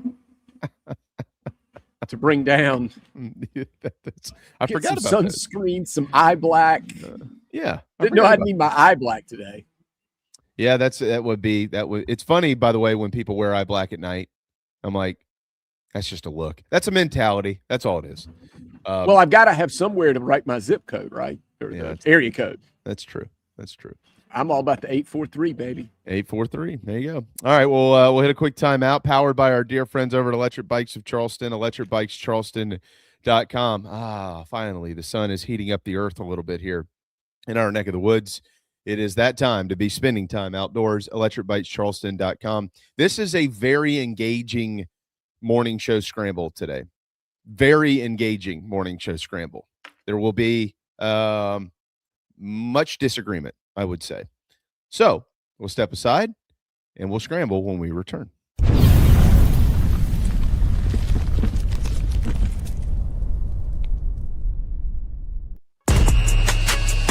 New year, right? Let the procrastination begin. You've done it before. Join the gym. Go for a couple of weeks, and then it's over. So here's our solution. Bring the gym to you. Do it your way, on your time, in your home. Visit Charleston Fitness Equipment and start where you want to start. CharlestonFitnessEquipment.com. Have a healthy new year.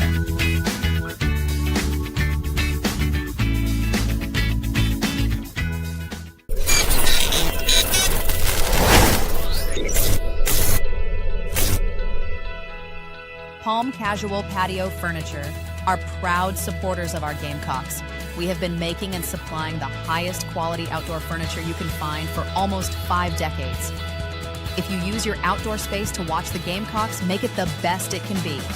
Visit palmcasual.com or visit one of our 4 locations in South Carolina. Go Gamecocks! Looking for a new car? You need to think about a Kia.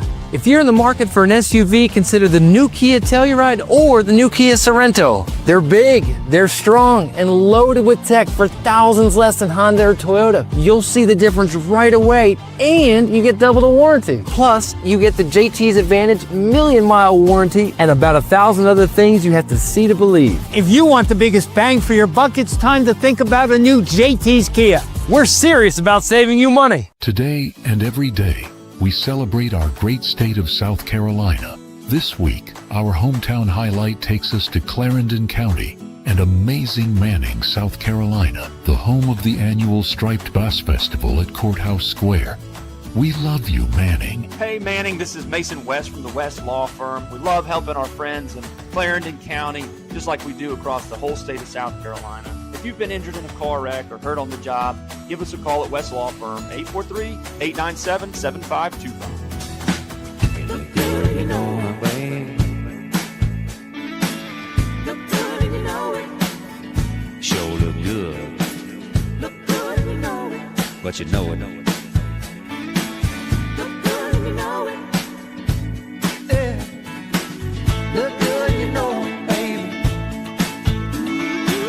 Look good, and you know it, baby.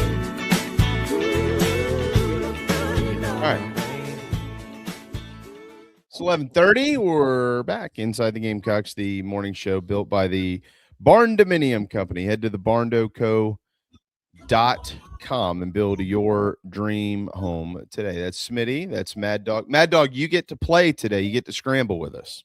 Oh yeah, I'm excited. I usually just hide behind the scenes and offer my funny little answers in the private chat sometimes. Yeah. you don't get to do that this go around. No, I'm all live. And then before we get Smitty out of here, we'll ask him about his Super Bowl grade and a couple of other things.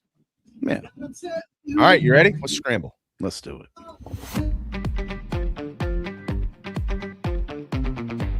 It's time for the morning show scramble. On Inside the Gamecocks, the morning show. Presented by GameDayNuts.net, part of the Chief Sports Network.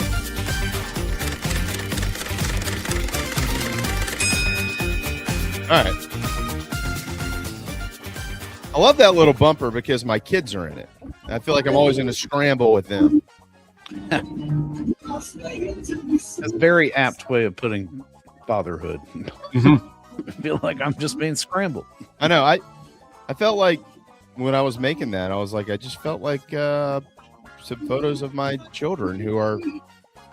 That's why I do this. One day I'm going to leave it to them. They can get on here and yell at them all the time. All right. You know the drill. Local, regional, national. Smitty, where do you want to start? All right, let's go local. Oh. Coming out of the gates here. Indiana is building a statue of Bob Knight. Y'all know that? No. Yeah. Can't believe they didn't already have one. South Carolina has statues of Dawn Staley, Asia Wilson, and George Rogers. Who is the next statue at South Carolina? Ooh.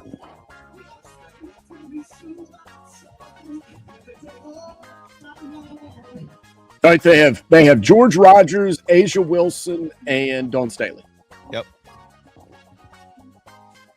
I know JB wants it to be Ashley Chastain, but we gotta wait. We gotta wait a while. Gotta wait. He's got one to her. He's got a bobblehead of her, probably. Love Ashley. You got one, Phil? Top of mind? Ray Tanner. Oh, I agree with that. That's mine too. Yeah, and I know that might be controversial to some. He won 2 national championships. I mean, yeah, 2 national championships. Right. Yeah. Get over back too, and then almost had a third. So, yeah, I think as soon as his administrative duties or whatever his official capacity is, this, I think that should be the next one. And it should be at Founders Park. Yeah. Oh yeah, for sure. Yeah, and there's obviously a lot of baseball players under Tanner that could warrant consideration, but that's kind of the issue, right? You can throw a blanket over those guys. Where do you start? Michael Roth or Bradley, or where do you go? And I think Tanner, it's almost as if you need to just honor those 2 clubs, that era, with the Tanner statue, and then in some way get a nod to all those players over that period as well. It would make Coach Tanner very uncomfortable to build a statue of him.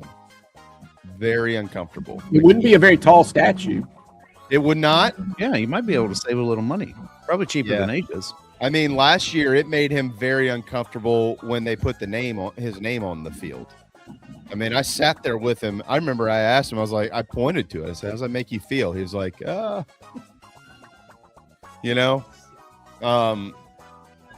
he's not big on that stuff. He wants to be out of the spotlight. So, but I mean, he won 2 national championships. I mean, you know what? I'll give you something controversial. If he is not the athletic director at South Carolina, he'd already have one. I agree with that. Yeah, I agree with that 100%. And that's what we're basing this on, right? If he had walked away instead of taking that job and moving up in the administration, he would have been honored almost right away. 100%. Yeah. The field naming, a statue, it all would have happened all on one big weekend. Yeah. Probably in 2021. 2021. Yeah, because 2020 was a weird year, right? Yeah. So nothing happened but the 10-year anniversary of that team would have been enough years of him being gone. And that's when I think it would have happened. From a player's standpoint, I mean, there are more reasons to build a statue than just production on the field or court. Sometimes, depending on where you are. So, you mentioned baseball, Smitty. I could think of a ton of guys who would be in the category for deserving that type of recognition, but it is really hard for me to decide who over who. It's right. I don't know how I would do that. I mean, people think about the championship teams. That's where their mind goes first. You take you back to Earl Bass, you know, and Kip Bouknight won the Golden Spikes Award. Say that's a, you know. Right, that's a Heisman Trophy winner. That's Well, the right. same as winning a Heisman Trophy. Exactly. What Kip Bouknight accomplished. That's right. You know, what about, you know, Casey Manning was the first black athlete to be on scholarship at South Carolina. Is that statue worthy? I mean, I think that should be in that conversation. I don't know if y'all do or not. Not trying to make anybody feel uncomfortable by saying that, but it's true. It was on TV the other night. So I think Casey Manning needs to be honored without a doubt based on, and some of the players that you want to honor were coaches. I don't know that they have the same adoration for the university that the university fan base has for them always. And so you get that kind of conflict. You know, whether you want somebody that wants the honor as well, that really wants it, that wants to come back and be a part of it. You mentioned Casey Manning. Have we done enough for Alex English as a state? Probably not. I mean, he's on the board. I don't know if that's doing him any good or not. Yeah. I don't know if that's a reward. Yeah. Let me throw one other name. We make him be on the board. That's what you're saying. We force him to. Hey, Alex, there's your reward. Let me throw one other name at you because this just happened. It's beyond rare because it's never happened. Sterling Sharp. He is in the NFL Hall of Fame. And I don't know how many NFL Hall of Famers the University of South Carolina is going to end up having. I don't even know who would be next in line at this point. Stephon is probably going to have a case for it. But Sterling Sharp is probably a guy that should be really, really, really heavily under consideration if you're thinking from football. He is an NFL Hall of Famer. Well, he's certainly the most accomplished because of what happened, obviously, with George Rogers. And then, listen, we have the over 5,000 rushing yards, the Heisman Trophy for George Rogers. He was the most accomplished at school. But then he had the issues in the NFL. Obviously, I think it's forgotten often what he did accomplish in the NFL. He was not any kind of bust in the NFL. He was a productive player. He led the NFL in rushing, led the NFL in rushing touchdowns. He was Rookie of the Year. He's a Super Bowl champion. He's a great, great NFL player. But Sterling Sharp was there neck and neck with Jerry Rice and Michael Irvin as the best receiver in football. He had won the Triple Crown in football, set the receptions record for a single season, and then had his injury, had a neck injury, of course, against Brad Edwards, that cut his career short. But there is nothing comparable to that in South Carolina history in terms of being a headliner in the NFL. There is no one that has touched his NFL. I guess Gilmore is the only one that you could argue, but I don't even think Gilmore winning a Defensive Player of the Year reached the heights that Sterling Sharp did. Sterling Sharp was like the All-Pro team was like Jerry Rice and Sterling Sharp for a 5-year period. Right.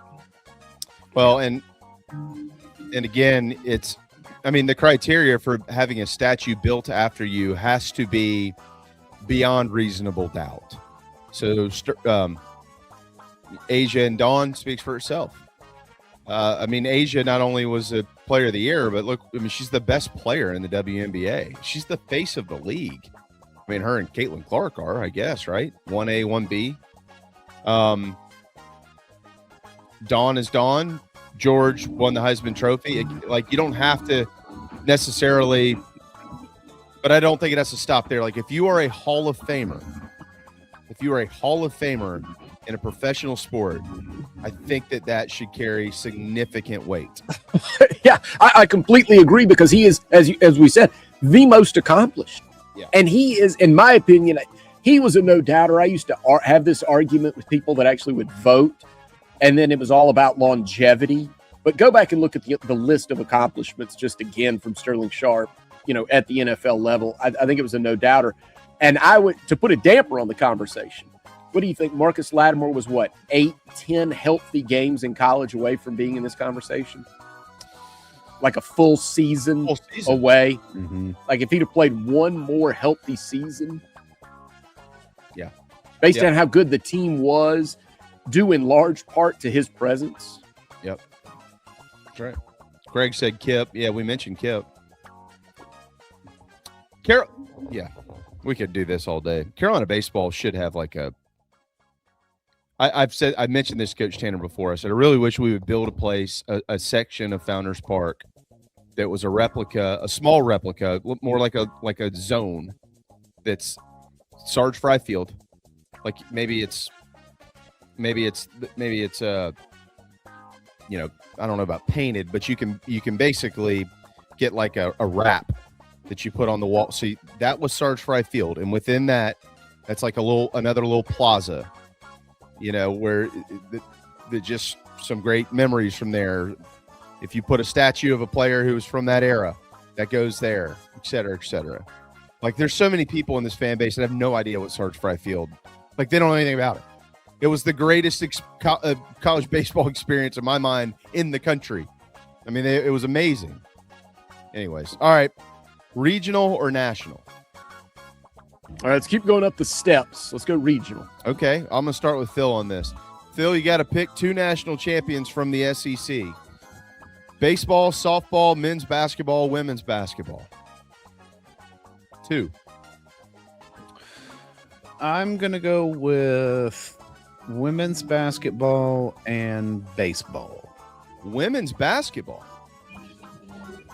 Are you giving the nod to Carolina? No, you said conference, SEC, right? I mean, well, yeah, but I mean, look, South Carolina's playing right now at a championship level over the past few games, so that would not surprise me. But I feel like the national champion will come out of the SEC in both of those sports. Not softball. I hate not saying softball, and I may be just attributing that to my lack of knowledge of the sport nationally, right? I've got a very myopic view of softball. Yeah, in my mind, I mean, those girls can win.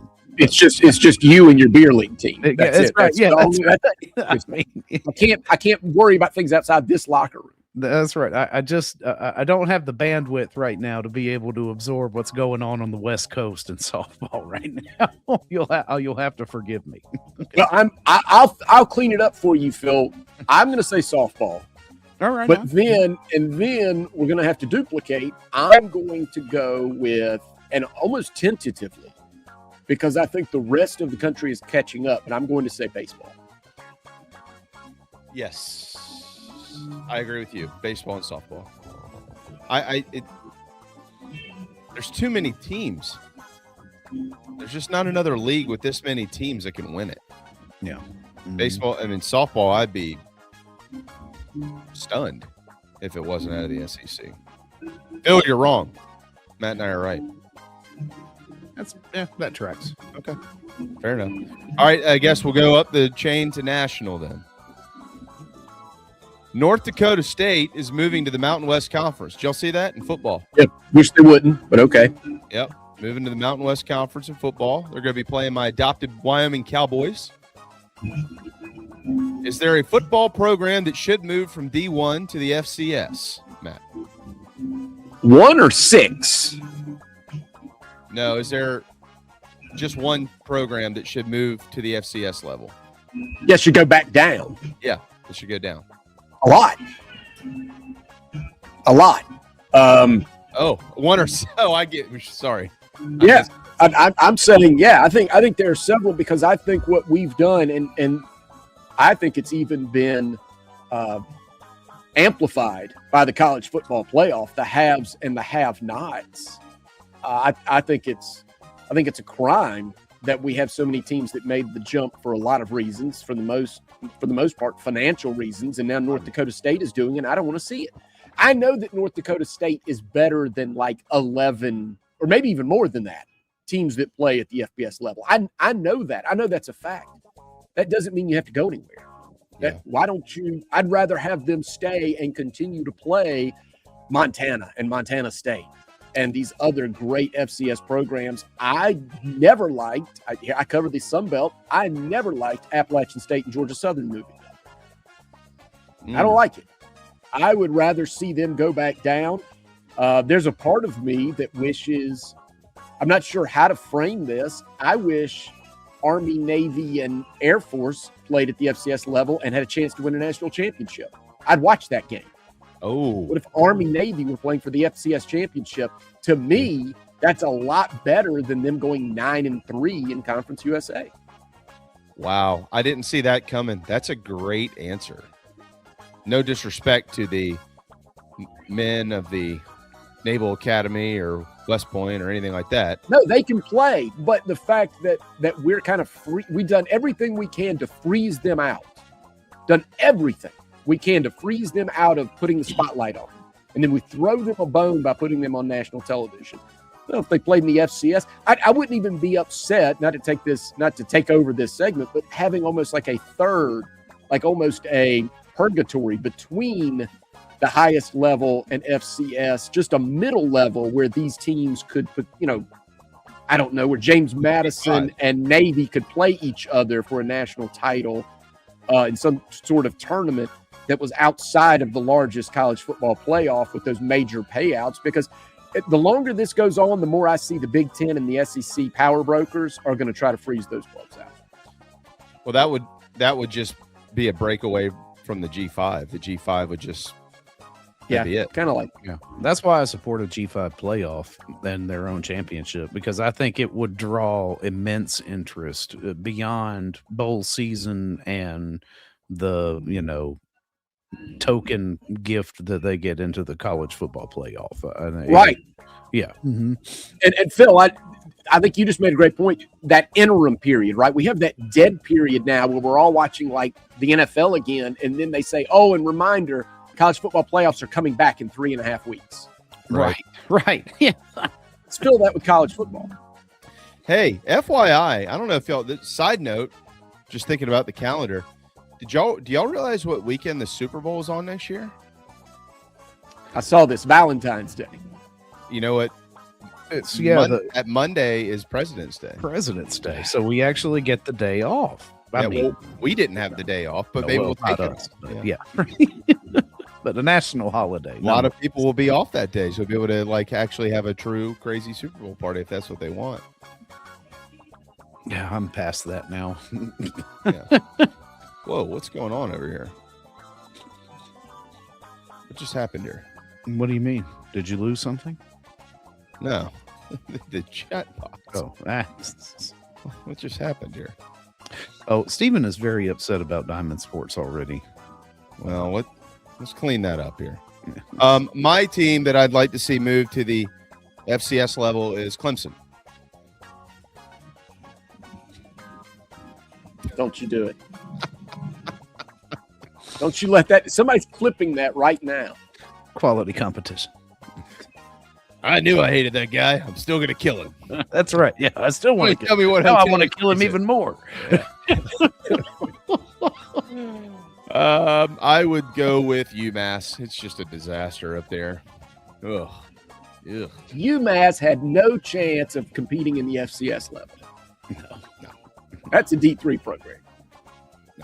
Not good. And we're just talking football here because North Dakota State is only moving up in football. All right. Oh, only in football. Oh. Only in football. Yeah. Oh, by the way, and we don't want to lengthen this segment anymore, but what if this becomes a harbinger of things to come? Because I think a lot of us have often said you don't have to join that conference in all sports, right? No. I think it's so silly that we have these again.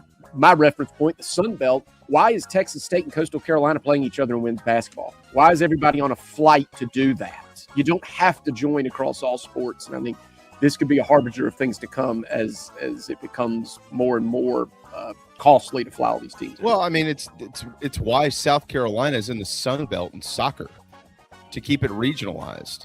There's a reason why they didn't join the Big Ten.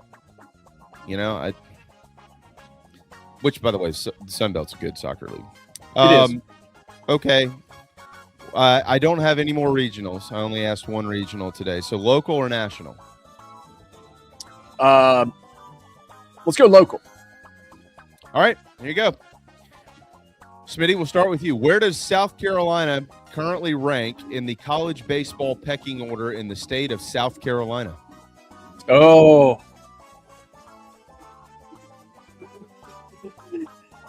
I'm going to say, I know that I'm going to say third. Coastal played for the national championship. I think Bakich is doing enough at Clemson. They're ranked currently. And I'm going to take South Carolina over the Fighting Chad Holbrooks. You know what I think? I'm going to say this about South Carolina baseball since we haven't got to talk about them in depth. Something that Monty Lee said in your last conversation with him, toughness over talent, length of lineup. I think it's a team that's going to fight in a way that last year's team didn't.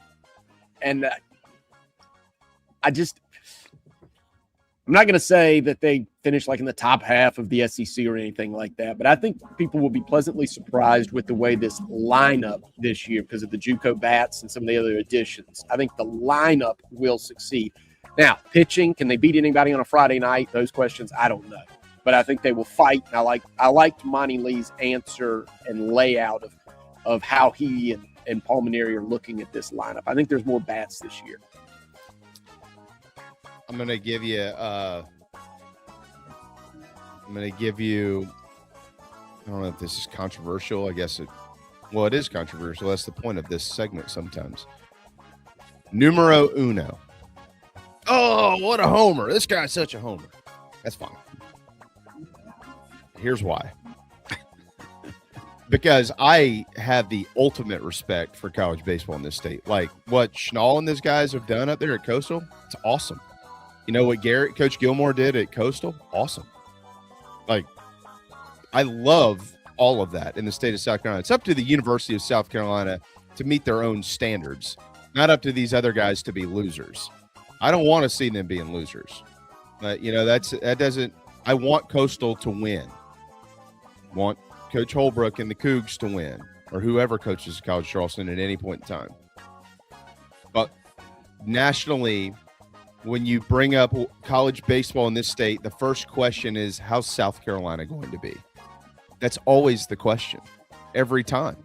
Are they going to be better? What's going on there? Because they won 2 national championships. Coastal's won 1, and Clemson hasn't won any. And it's probably going to stay that way.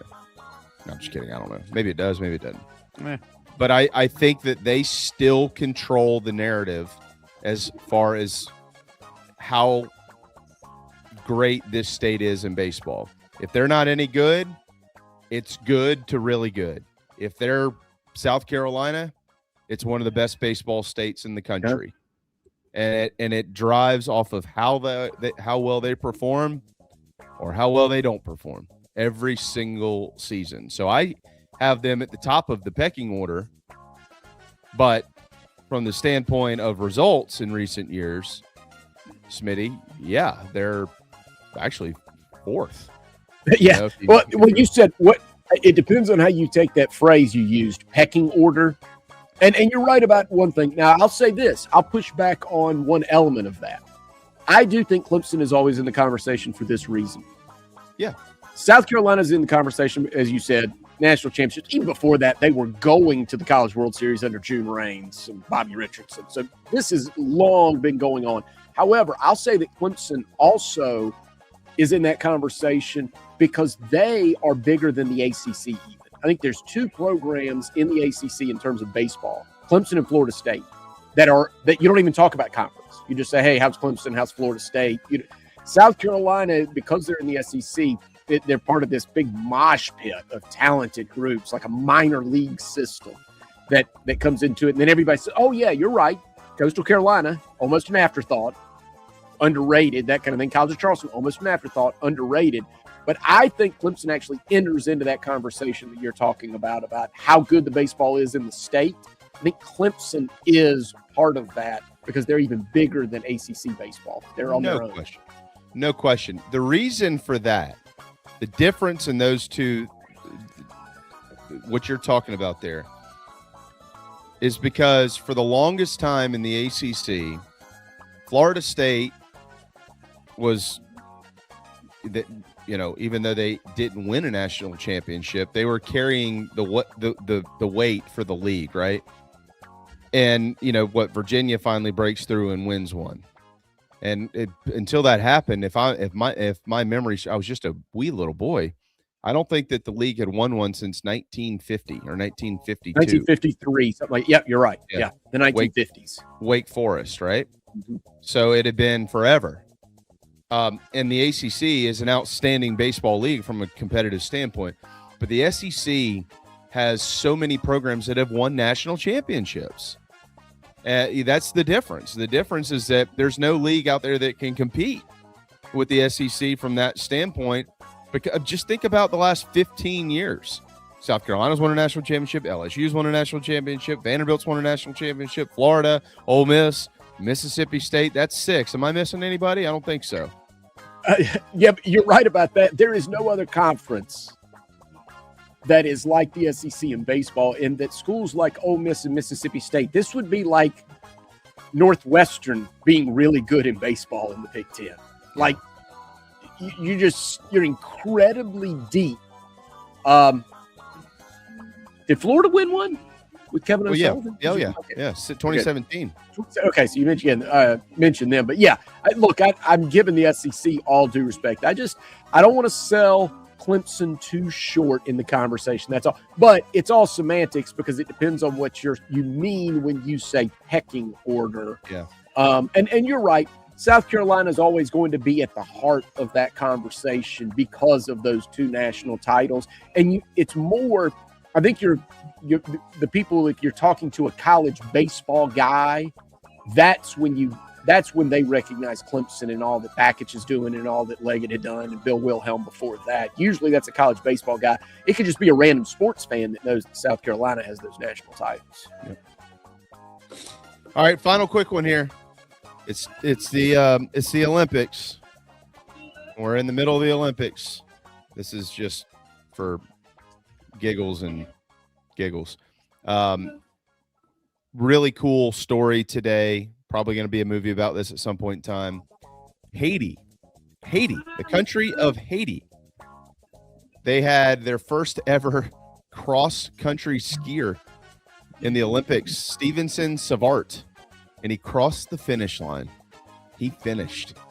How about that? That's pretty cool. So you have to pick one. We got to make it quick here so we can get to a break. But Cool Runnings or Miracle? Phil, you get to watch one or the other. Which one are you picking? Cool Runnings or Miracle?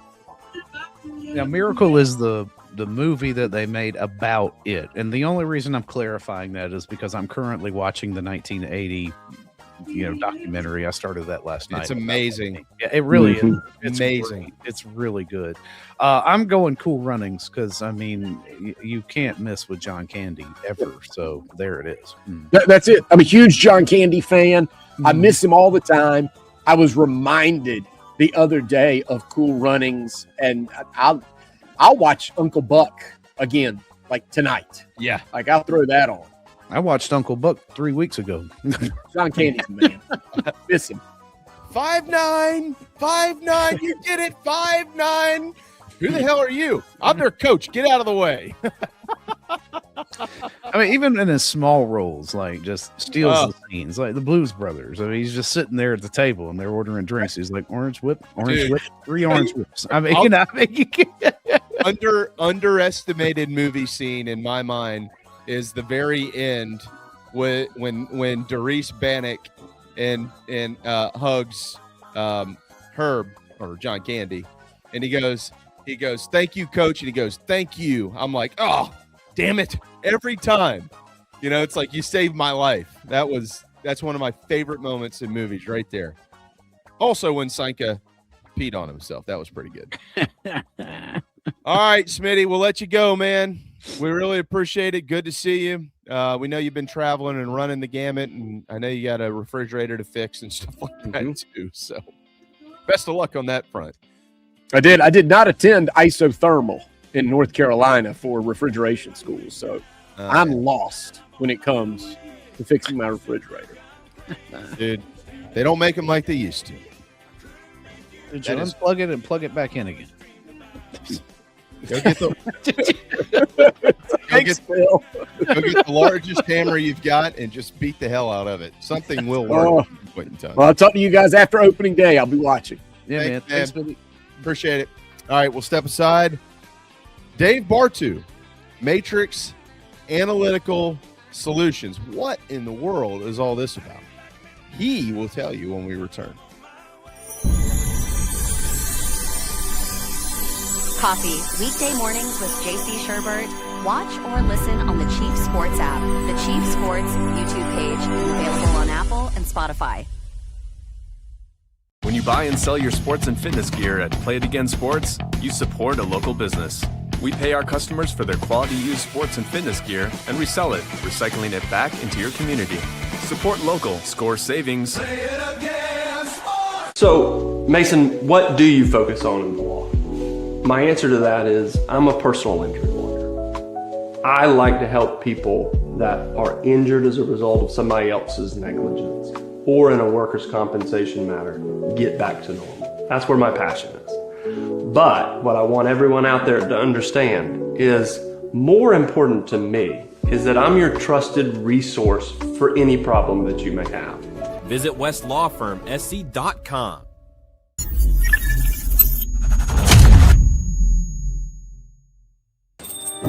Morning, Carl. Usual? Yeah. Your oldest was in here the other day. Said the two of you took a trip down to my neck of the woods. How'd that go? You might as well give me one of those Carolina cars while you're at it. I knew I'd like that one. Yeah. There you go, my friend. Thanks. Hey, Carl. Congratulations. See you tomorrow, ready? You bet. Welcome to Dry Space Crawl Space Solutions. Basement crawl space encapsulation designed for your specific needs. Your crawl space can be susceptible to all sorts of issues, including moisture buildup, mold growth, and structural damage if not cared for properly. Let our trained experts provide basement crawl space encapsulation solutions to protect your home, improve air quality, and enhance energy efficiency. Schedule your consultation today for a safer, healthier space at dryspacecs.com. Visit GamecockTraditions.com and get your gear today. They'll ship it to your doorstep. Go Gamecocks!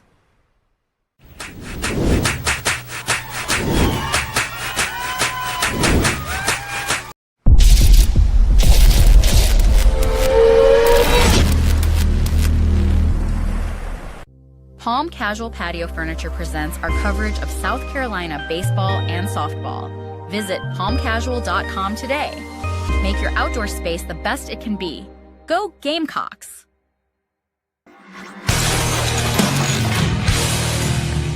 New year, better floors. Now is the time. Refinish your hardwood floors with Recoat Revolution. Beautiful like new floors in just one day. No dust, affordable, and 5 stars. Give us a call in South Carolina, 803-397-1365, or visit us at recoatrevolution.com. Go Gamecocks!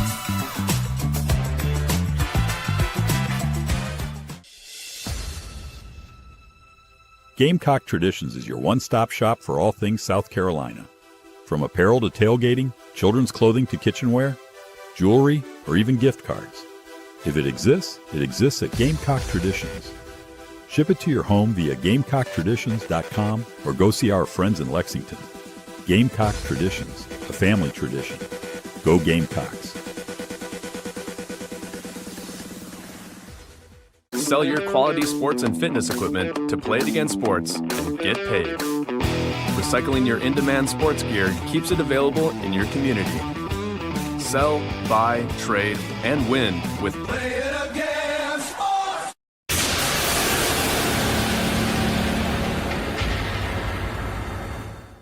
You're watching Inside the Gamecocks, powered by Electric Bikes of Charleston and part of the Chief Sports Network.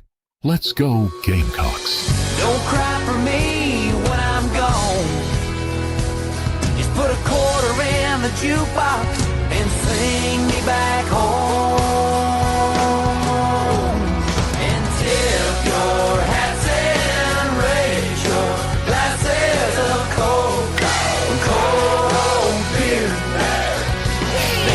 country's fading, but girls keep waving that flag around here.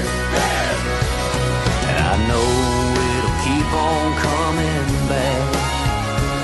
Long as people pledge allegiance, where folks still pledge allegiance, I pledge allegiance to the hat.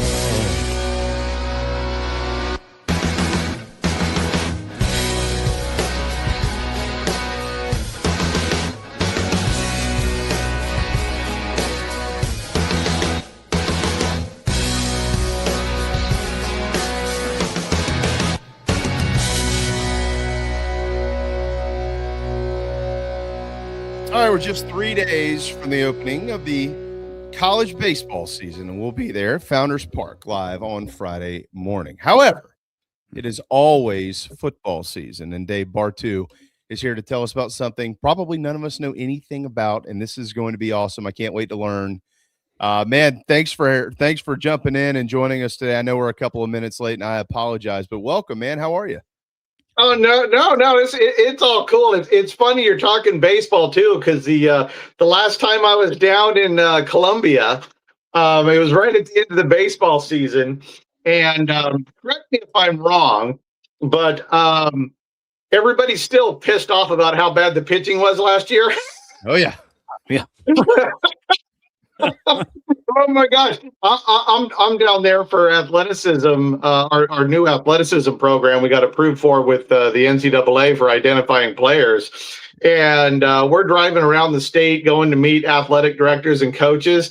And man, if I had $1 for every time I heard about bad South Carolina pitching on the road,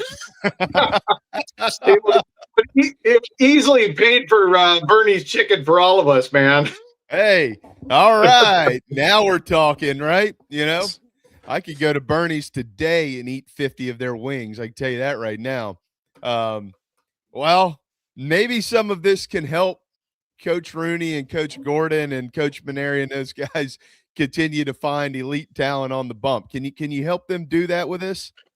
Well, that would be, I would love to be able to find the data to start diving into baseball, especially on the pitching side. But college football keeps me plenty busy enough right now, though. Well, let's talk about it. I want you to. So I am going to simplify this in every way, shape, or form, because there's so many people that just don't know, right? And I'm one of them. I mean, we're as up to date as we can be, but.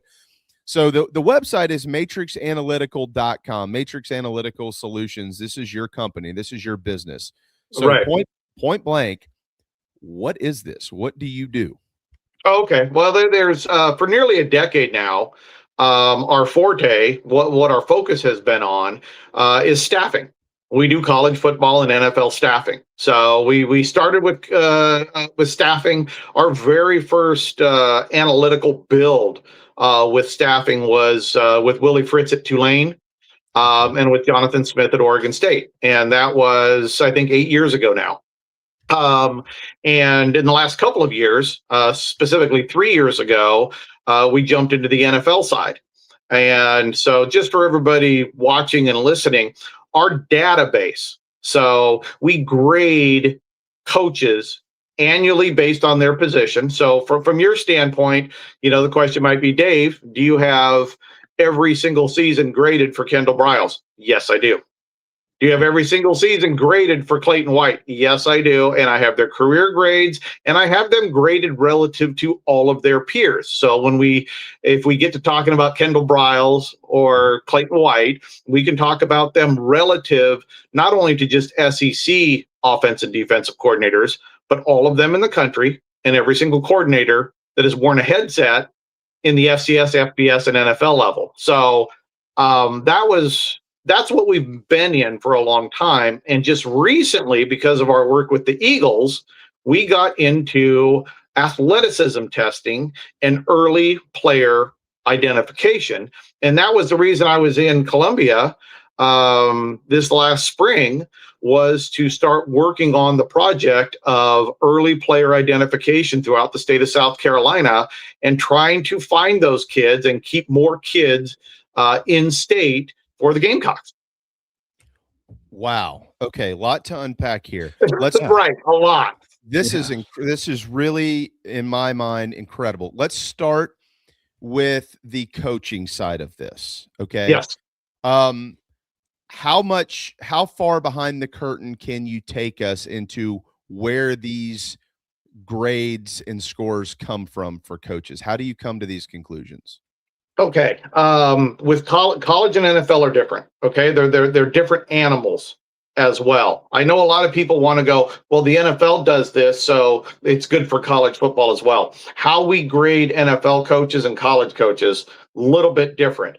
From a college standpoint, there are three things that are critical in terms of how we grade them. Obviously, number one, performance. Okay. So, and with the coordinators, we have more information. Special teams coordinator, offense and defensive coordinators, just a lot more data, right? Because it encompasses the entire unit, where offensive line, defensive line, it's more compressed. And then you start getting into the edges, running back coaches, wide receiver coaches, tight end coaches. Those are a whole lot harder to quantify, but it's performance by their unit, number one, their year over year performance by their unit. Okay. So regression or progression, right? Did they go up or down? And this was added years ago because of my experience with Mark Helfrich. Because when he took over for Chip Kelly, next year he was in a national title game. 4 years later, he was fired. Why? He regressed what he had. Now, if you look at his body of work, the exact same guy that progressed Oregon, right? If you go the inverse curve, they would look the same. So it's adjusted based on what you took over. I'll give you a great example in the NFL that just happened recently. Okay. Raheem Morris. Everybody loves that guy, right? Mm-hmm. Everybody thinks he's a great defensive coordinator. Why? Because he has a ring with the LA Rams. He has been a defensive coordinator for 7 years. In 7 years, do you know how many times he has improved the defense year over year? Sounds like zero. Yeah, right. Marcus Satterfield level of I can't improve anything. Okay. So yeah, he got a ring because he had the number 6 defense with the LA Rams and he had Sean McVay. But the previous year, that was the by far number 1 defense in the NFL. He dropped it down, but not bad enough to hurt them. So regression and progression is very, very important to us. And then we look at what we call relative talent differential. And I know people go, oh, recruiting doesn't matter. Shut up. Just shut up. Recruiting accounts for 72% of all home and road conference wins in the SEC over the last 10 years. So recruiting matters more than anything else. And yeah, we can get into Indiana about that, but that's an anomaly, not the norm. And so we take a look at, so for example, with South Carolina, if you're a coach at South Carolina, what talent level do we have you at? And how did that perform relative to your schedule? And so those are the 3 big pillars of grading a coach over their career. So when we talk about a Kendall Briles, we're looking at not only his performance, but how quickly he went up or down with the offense, and then how good was it relative to the talent that he had versus the talent he faced. Take us deeper down that road. Kendall Briles is the story in the offseason for South Carolina. So yes, yeah, absolutely, it's the story, and actually all 3 guys in the SEC offensively, I don't believe there was a bigger combined upgrade by a head coach in the SEC. When you look at offensive line, running back coach, offensive coordinator upgrade, I think the biggest thing when you look at Kendall Briles, when I break it down, number 1, 4-star plus offensive coordinator, top 25 active offensive coordinator in college football right now. But besides that, okay, what I wanted to look at is we know he's number 1, we know he's portable, right? He's done this a lot of places, right? And so a lot of people get caught up in a guy that is at one place and does a really, really good job, but it's not portable. He would just happen to be really good at that one spot. Kendall has done it at 3+ different spots, right? But the most important thing for me right now is when I looked at it, is I wanted to know, because last year wasn't good. I'm sure a lot of people would put Shane on a hot seat somewhere, right? So how much of an instant impact does Kendall have? And Kendall, at all of his last stops, the first year, the progression, he had an immediate impact. This is a rare immediate impact guy. So of all the things, when I look at Kendall, I think the most hope that I would have as a Gamecock fan is that his ability to turn an offense at several places with lesser talent compared to the schedule is very, very good. I think that is what I would hang my hat on in terms of what I would be excited about for the risk in bringing him in.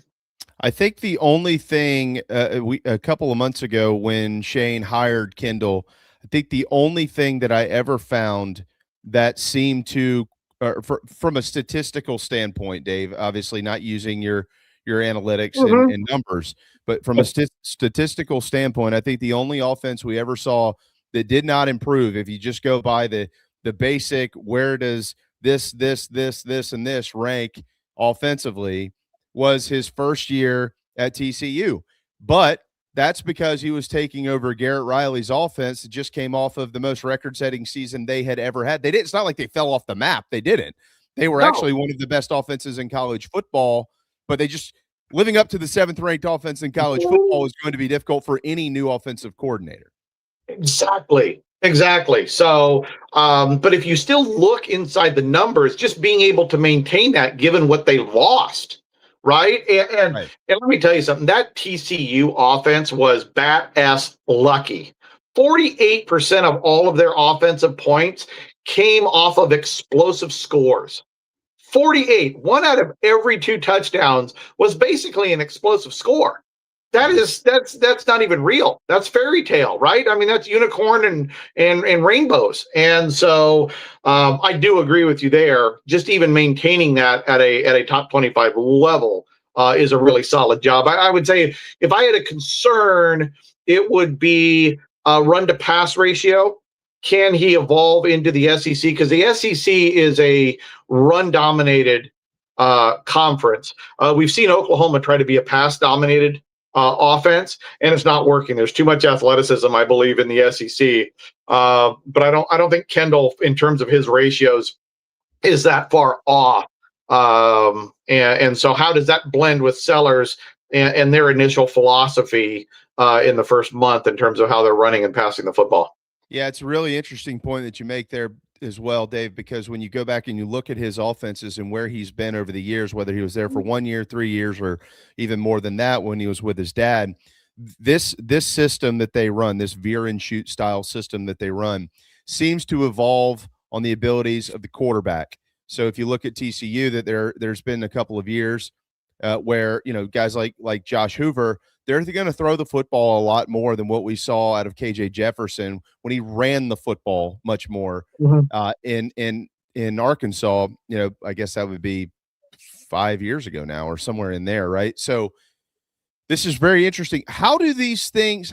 How does this affect the way that you would project a season? So you look at South Carolina and every other team in the league, and you look at their schedule. It's harder and harder to project these things anymore because you don't know who's on what team and how quickly they're going to come together. They got the portal and all this other stuff. So, you know, these guys that put out all these preseason magazines, like poor Phil Steele.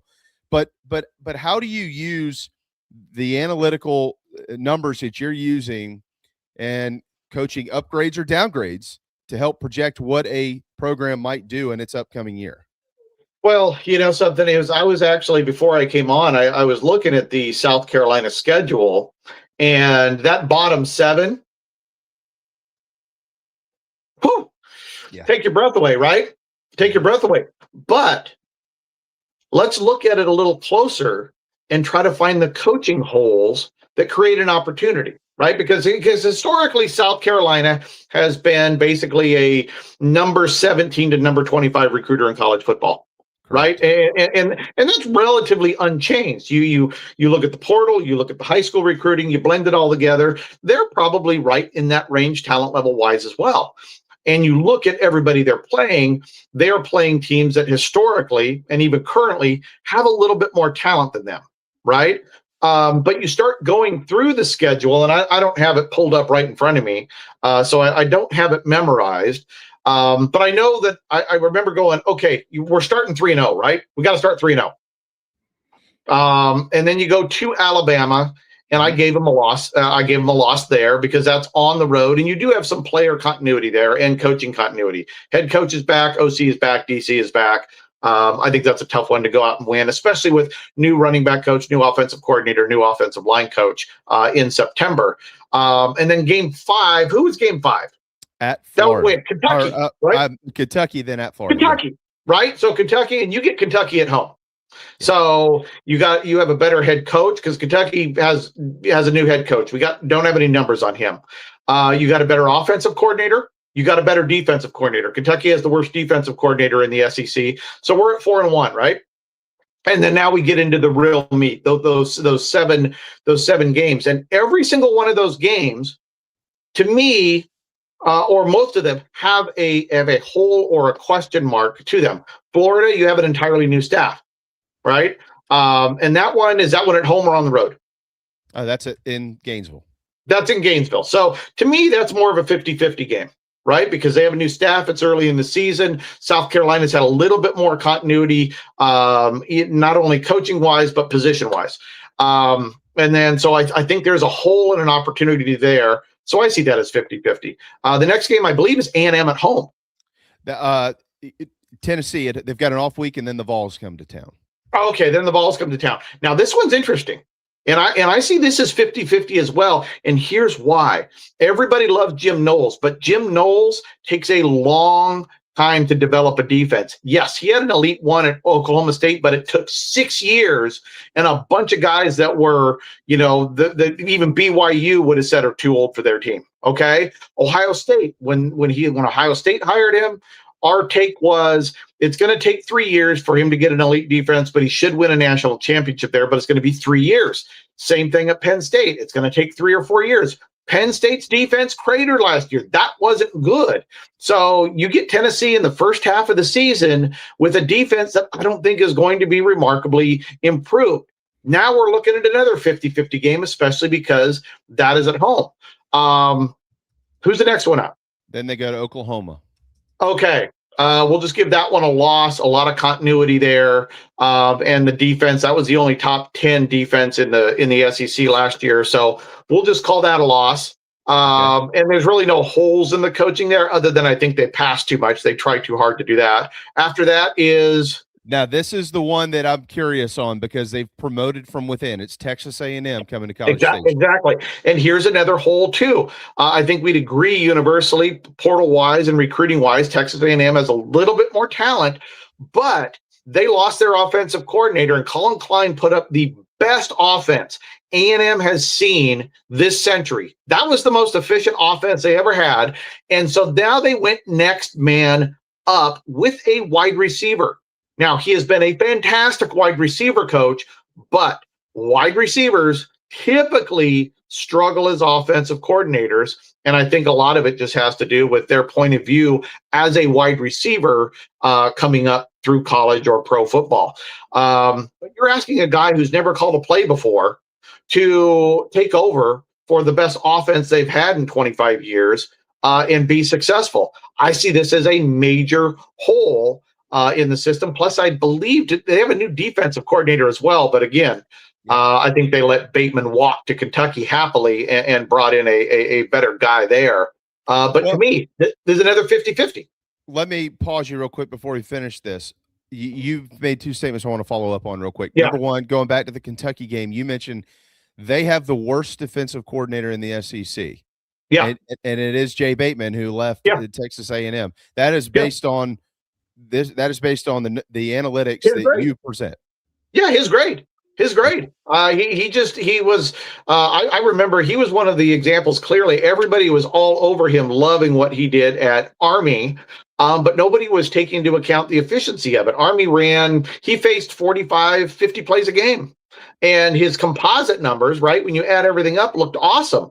But when you broke it down into true scoring efficiency, he was in the 50s and 60s. He was average, right? And then he went to North Carolina and dropped some bottom 25 defenses there because he didn't pair with an up-tempo offense. And when A&M hired him, our thought was, look, I hope Elko's calling the plays, who's an elite defensive coordinator.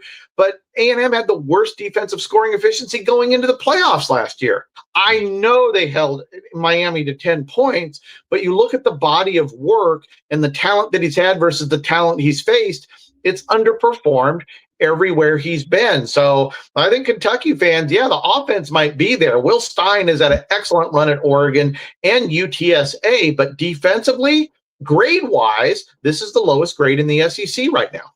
Wow. Kentucky, of course, coming back to Columbia for the second straight year. The other question I had, you mentioned wide receivers who turn into OCs. Oftentimes it doesn't work out. A couple have.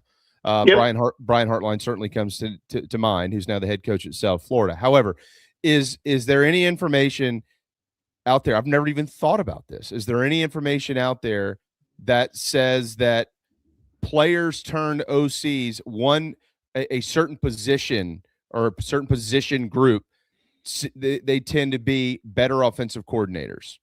We haven't got it. That's kind of something I'd like to explore, to be honest with you. But our rule of thumb is, and I don't have conclusive data on this, and this is just more of, I've seen so many coaches come and go. But to me, I'm always betting on the offensive lineman over the former tight end, running back, wide receiver guy. But again, I don't have data backing all of that up. So it's just kind of more of a premonition on something like that. And just something to the bottom line at A&M, you got a guy who's never called plays before. That's it. No matter where he is from, this is a difficult one. We can't project it.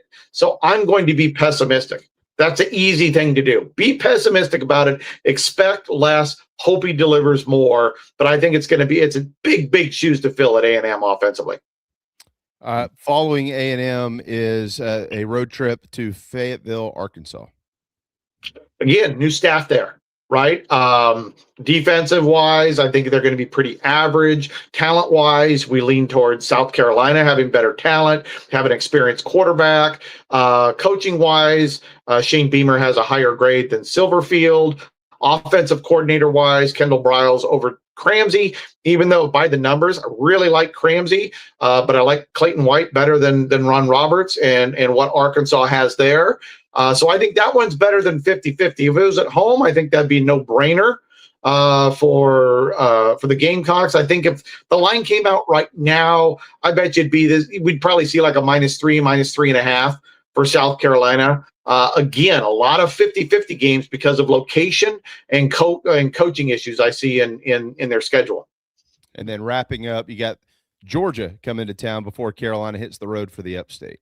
Right. Let's just scratch Georgia off. That's just going to be tough. I mean, Kirby Smart, #1 defensive coordinator of the last 17 years.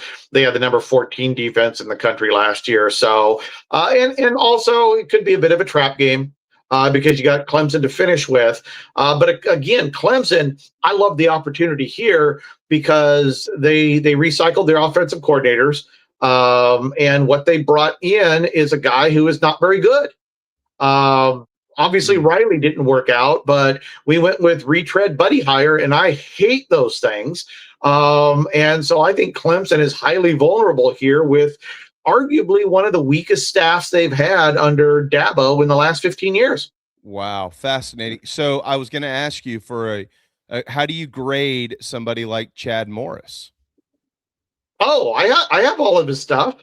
I mean, he hasn't called plays in forever. But look, when Arkansas, so that's just a mark against him right there. If you look at guys that have been out for a while, they struggle. So, Gary Patterson at USC, I don't get it, right? I mean, he hasn't called an elite defense in 8 years. Has he called one? Sure. But it was forever ago. Will Muschamp at Florida, that guy hasn't called plays in a decade. I think Texas is going to massively regress on defense. And he wasn't that good at Texas anyways. Yeah, he caught lightning in a bottle a couple times, but the talent relative to the schedule in the Big 12, come on. That guy should have been putting up top 5 defenses every single year. And then you look at Chad Morris. his offense has never been good anywhere he has been. When Arkansas hired him, we said that was a bad head coach hire. The offense isn't going to work out. I don't see, if you look at his numbers, he had one decent year at Clemson, and then it immediately fell off. Everybody wants to say, oh, the building blocks for Dabo was set up on Chad Morris's offense. BS. That offense was trash when Elliott and Scott took it over. I think Clemson has a major hole in the offensive side. I would absolutely take Kendall Briles every single day of the week, twice on Saturday, over anything Clemson has on the offensive side. And you think Clemson, I'm just to summarize here, our audience will enjoy hearing you say this again. You think they actually got worse at the offensive coordinator position? Yes, absolutely. There's no way that I am taking straight up, if we're picking. So, if Shane called me and said, hey, I got an open offensive coordinator position, do I go Garrett Riley or do I go Chad Morris? Right? We're taking Riley. I'm not taking the guy who hasn't called plays. And so, I think Clemson is worse off today than they were. Maybe there's something culturally that I don't understand. But what I'm looking at on paper, I feel Clemson is worse off, and I think South Carolina has more of a chance to win this game now than before they fired Garrett Riley and made all the staffing changes. Through 12 games on the schedule here, the only thing I heard you say when it came to games that you would expect them to lose based on your information, there's just 3 of them. You mentioned Georgia, you mentioned Oklahoma, and you mentioned Alabama. You mentioned about, I think, 5 wins, and the rest of them seem to be toss-ups. Right. Typically, when I look at a schedule, it's I always try to simplify it with automatic losses, automatic wins, and the season. Right. So right off the top of my head, we're just going to go at Oklahoma, Georgia at home, at Alabama, 0-3. Right. And then your wins, you got your first 3 in Kentucky, 4-0. Right. So there's 7. So now we got 5. This is actually, most teams only have 3 or 4 key games in the middle. We have kind of like 5 50-50. So we're 4-3 with maybe 2.5 wins in there. So I would expect, like the Vegas line when it comes out, to be 6 or 7 for the total wins. It might be 6.5. And so I think the schedule and the results of the season in terms of what makes you happy as a Gamecock fan is going to be in those 5 games, that Tennessee, that A&M, that Clemson, and so forth. Fascinating. MatrixAnalytical.com. One more thing to ask you about here, if you don't mind, and then we'll let you go. I know we're up against the time here, but so recently there has been an agreement between what you do and the Garnet Trust. Yes, the Garnet Trust, one of the great fundraising arms for Gamecock athletics. So, and this is via the Player ID program. So what is this? Yes, it is. We actually developed this for the through the Eagles for the NFL draft. Okay. Because I got in an argument with an assistant GM on why their draft was so bad, especially undrafted free agency. I didn't know I was arguing with the guy whose responsibility was undrafted free agency, right? So, yeah.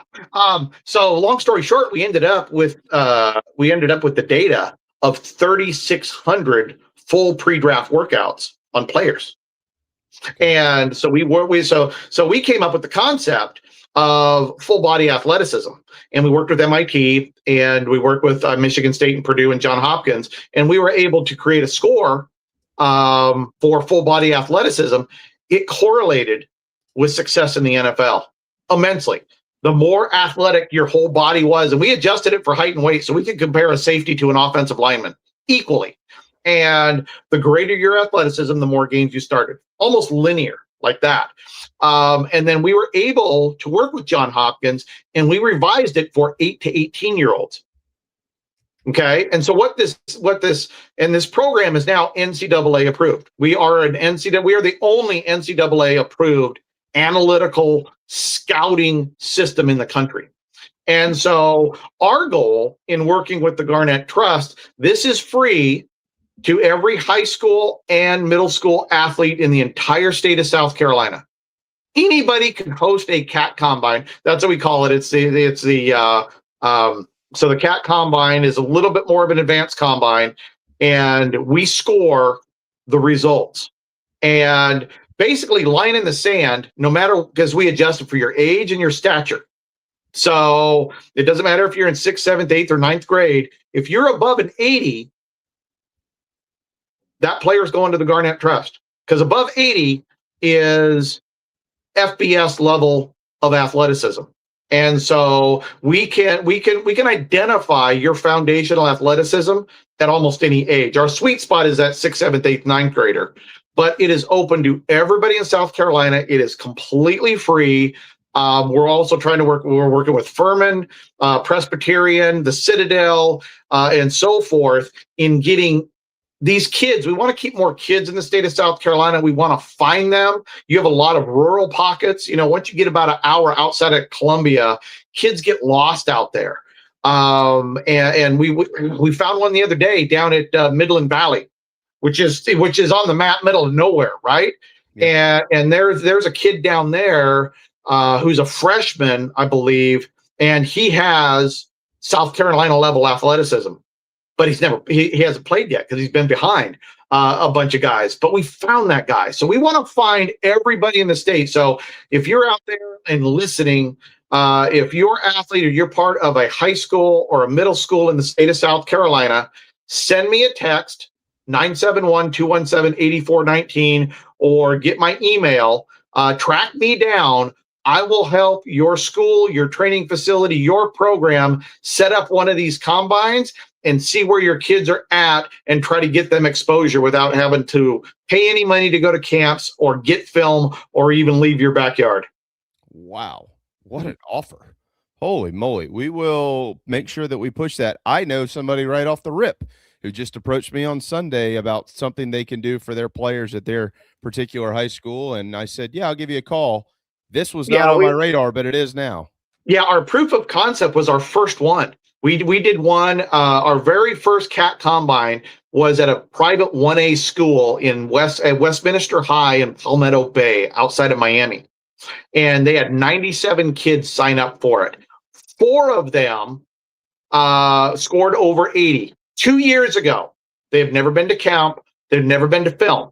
4 of them, and I provided all 4 of them because this is a fledgling part of the. I provided all 4 to Mario at Miami.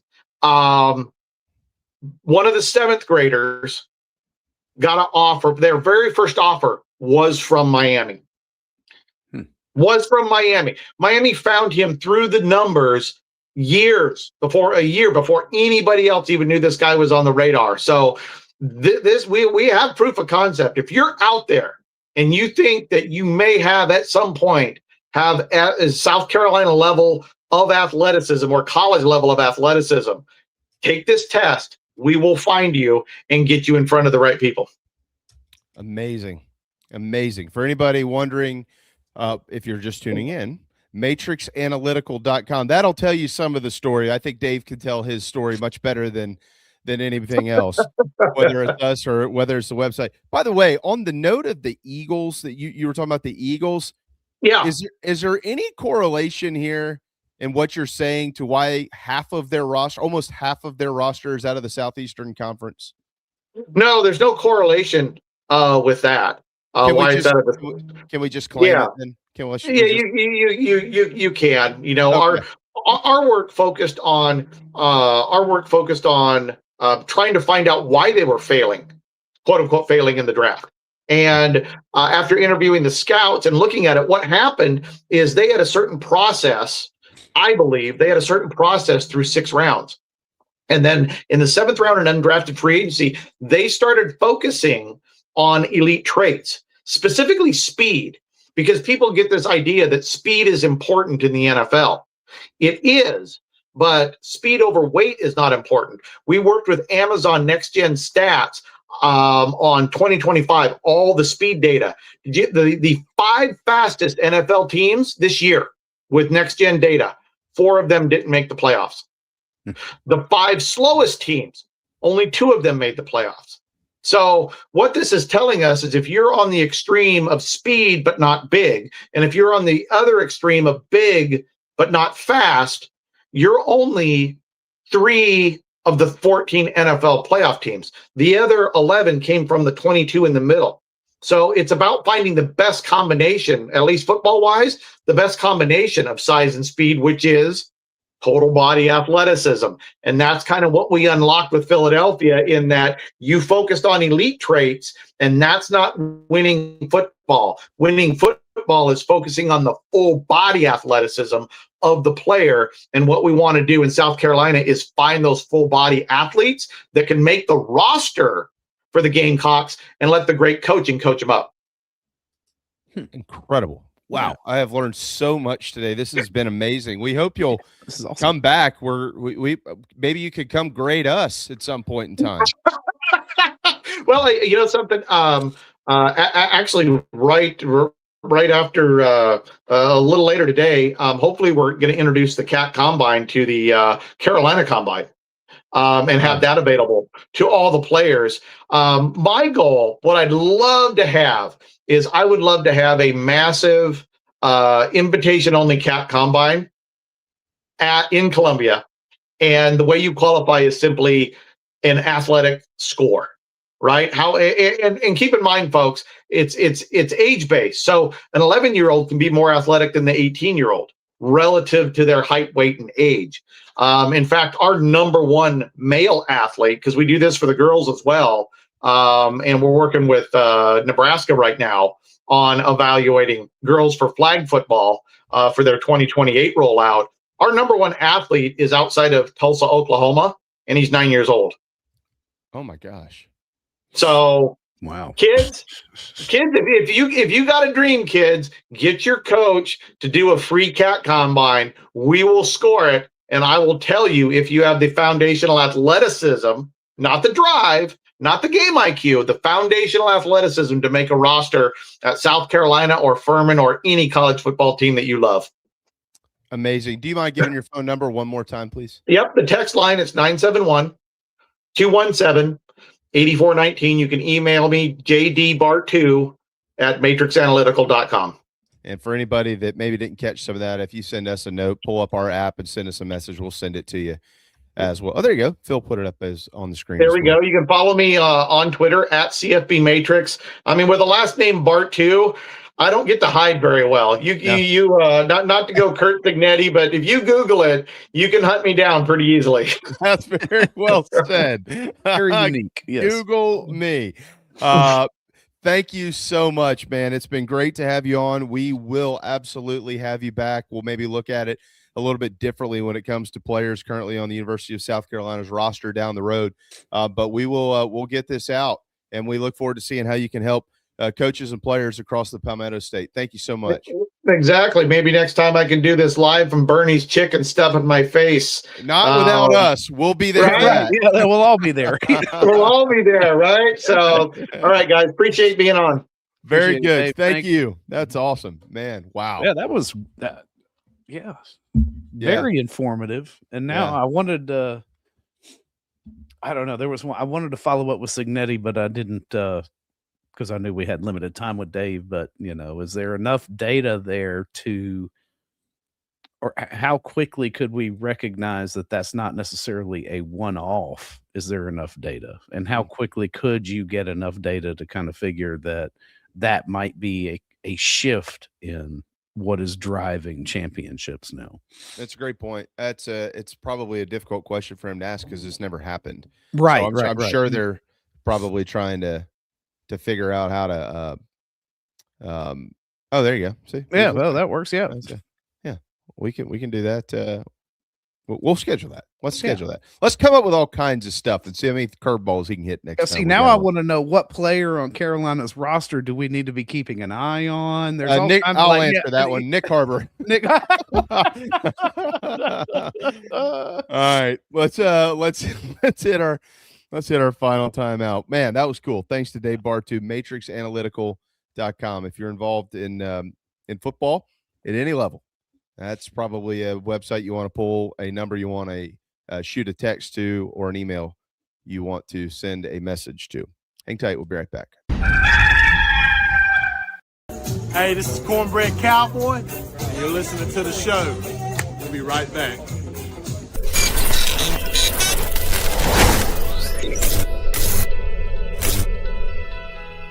Palm Casual Patio Furniture are proud supporters of our Gamecocks.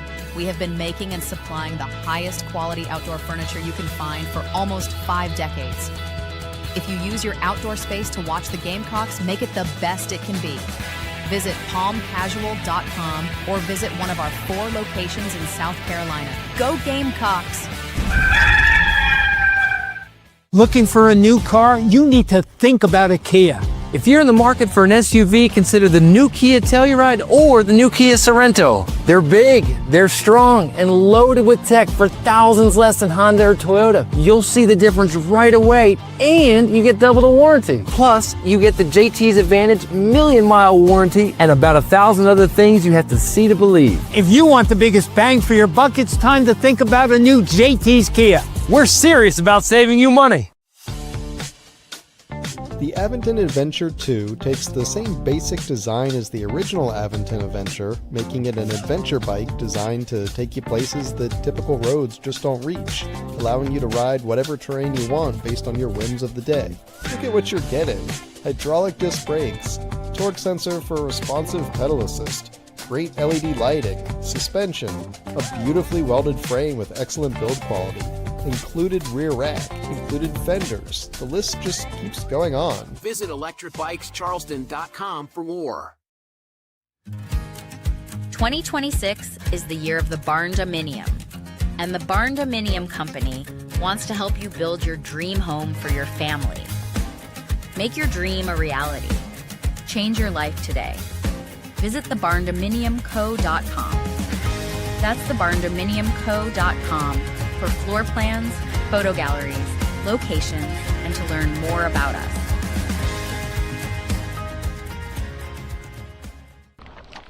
Watch JC and Morgan every week on the Chief Sports Network. Now back to ITG. Jeffrey's got space and a touchdown. Can you believe it? Touchdown! He caught on traffic. Scores! Touchdown, South Carolina!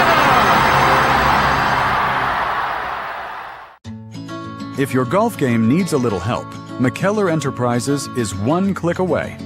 Meredith Taylor, a former Gamecock golfer, fields clients from all across the country. Golfers of every level are enrolling in her well-rounded golf camps. They're improving their game through virtual and on-course lessons. And now, many are a part of the membership program that gives you multiple monthly coaching options to get better. Are you improving for fun? Don't want to hold the group back any longer? Visit McKellarEnterprises.org today and go Gamecocks. Test ride at Electric Bikes of Charleston today. Road trip ready. Ride comfortably. Forget road fatigue. The Velotric Fold 1 Plus features our exclusive Comfort Max frame design for an effortless, upright riding posture and a low step through. With an adjustable seat and stem, you'll be feeling great and ready for the next campsite adventure. Your back will thank you. Visit Electric Bikes of Charleston. ElectricBikesCharleston.com.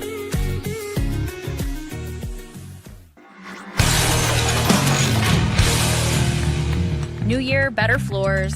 Now is the time. Refinish your hardwood floors with Recoat Revolution. Beautiful like new floors in just one day. No dust, affordable, and 5 stars.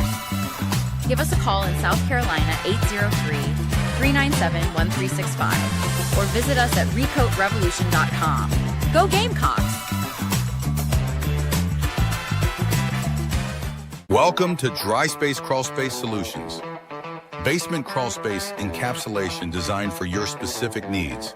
Your crawl space can be susceptible to all sorts of issues, including moisture buildup, mold growth, and structural damage if not cared for properly. Let our trained experts provide basement crawl space encapsulation solutions to protect your home, improve air quality, and enhance energy efficiency. Schedule your consultation today for a safer, healthier space at dryspacecs.com. Dry Space Crawl Space Solutions, proud supporters of your South Carolina Gamecocks.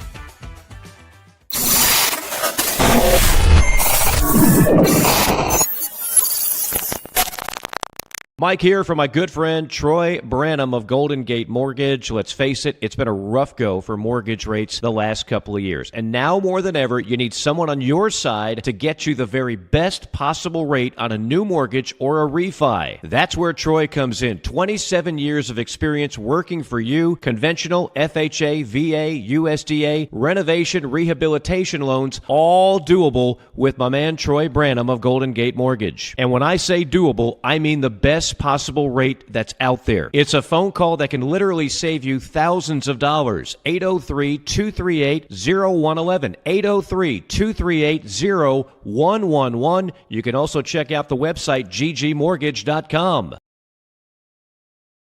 Our coverage of Gamecocks baseball is presented by Resto Pros of the Midlands and by Palm Casual Outdoor Furniture. Visit palmcasual.com to recreate your outdoor area today.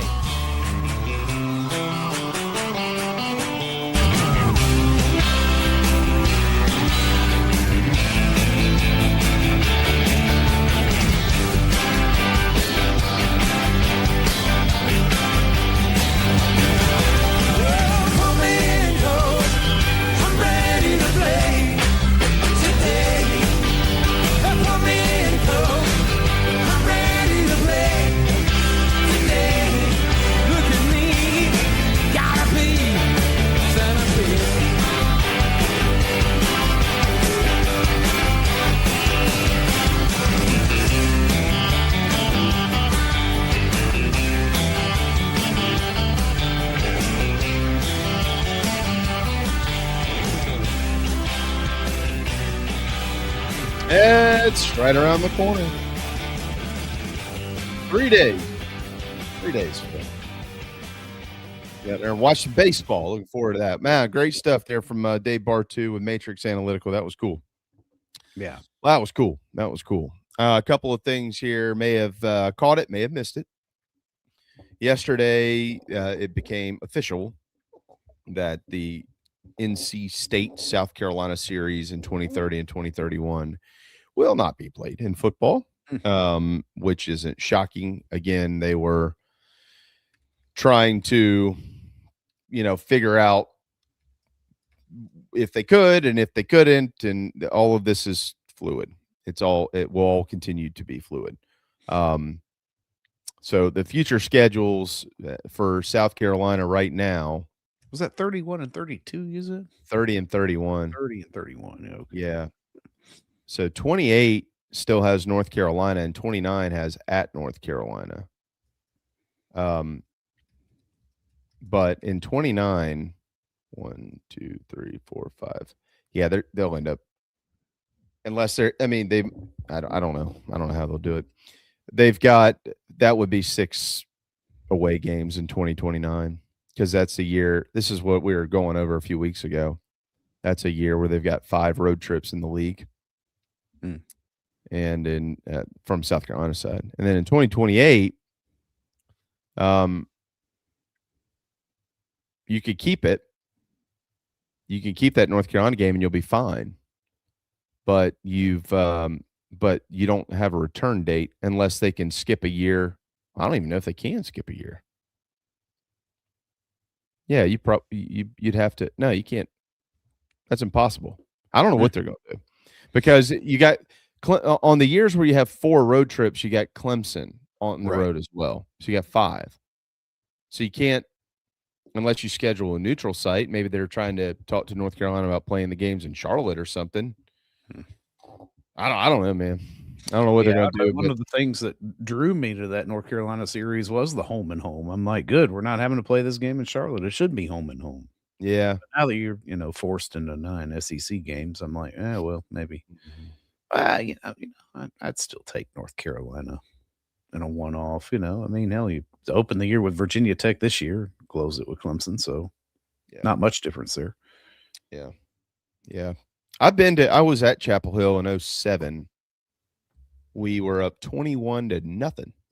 And Chris Smelley was hot and had to hang on for dear life.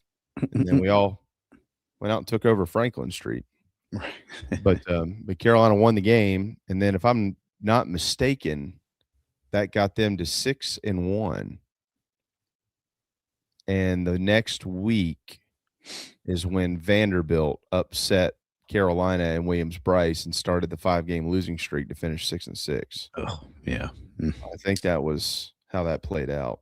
I might be missing a game in there somewhere, but I'm pretty sure that's how it played out. So anyway, this, that, and the other. Well, but that game has been that series has been canceled.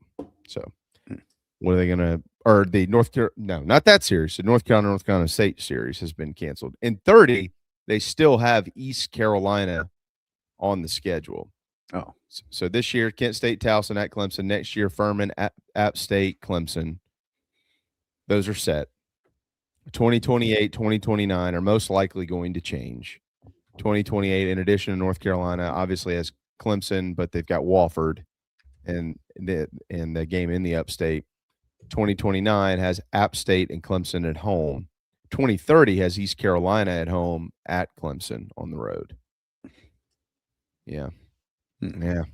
I mean, I hate it, man. I mean, let's see. They've canceled the Virginia Tech home and home series, the Miami, the NC State, and that North Carolina one's the only one that's left hanging on. Those were basically laid out for the next like 8 years. Yeah, right.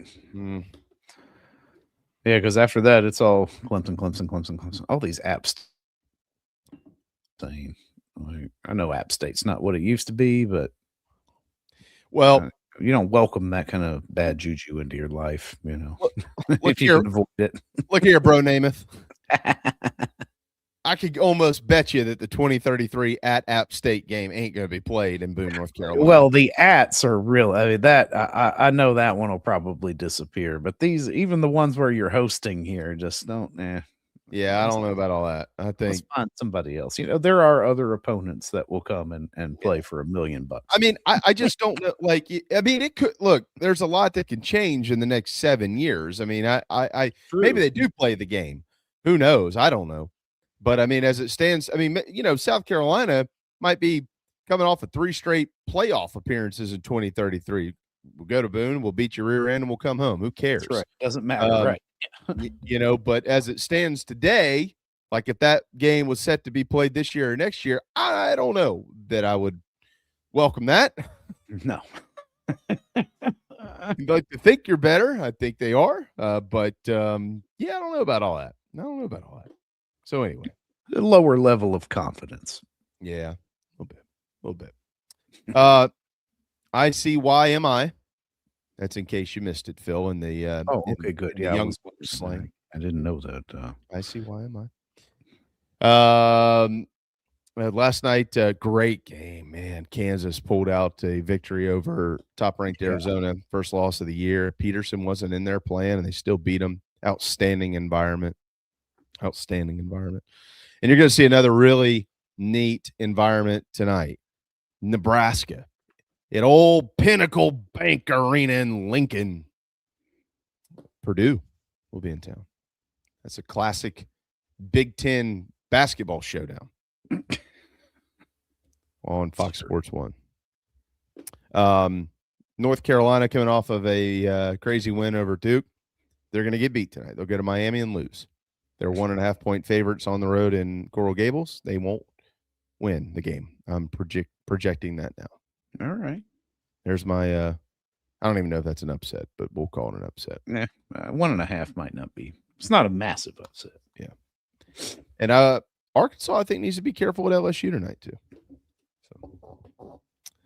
Let's see here. We haven't paid much attention to the chat box. Jimmy said Kendall Daniels Jr. Watch out for him if he stays healthy. Well, he is healthy.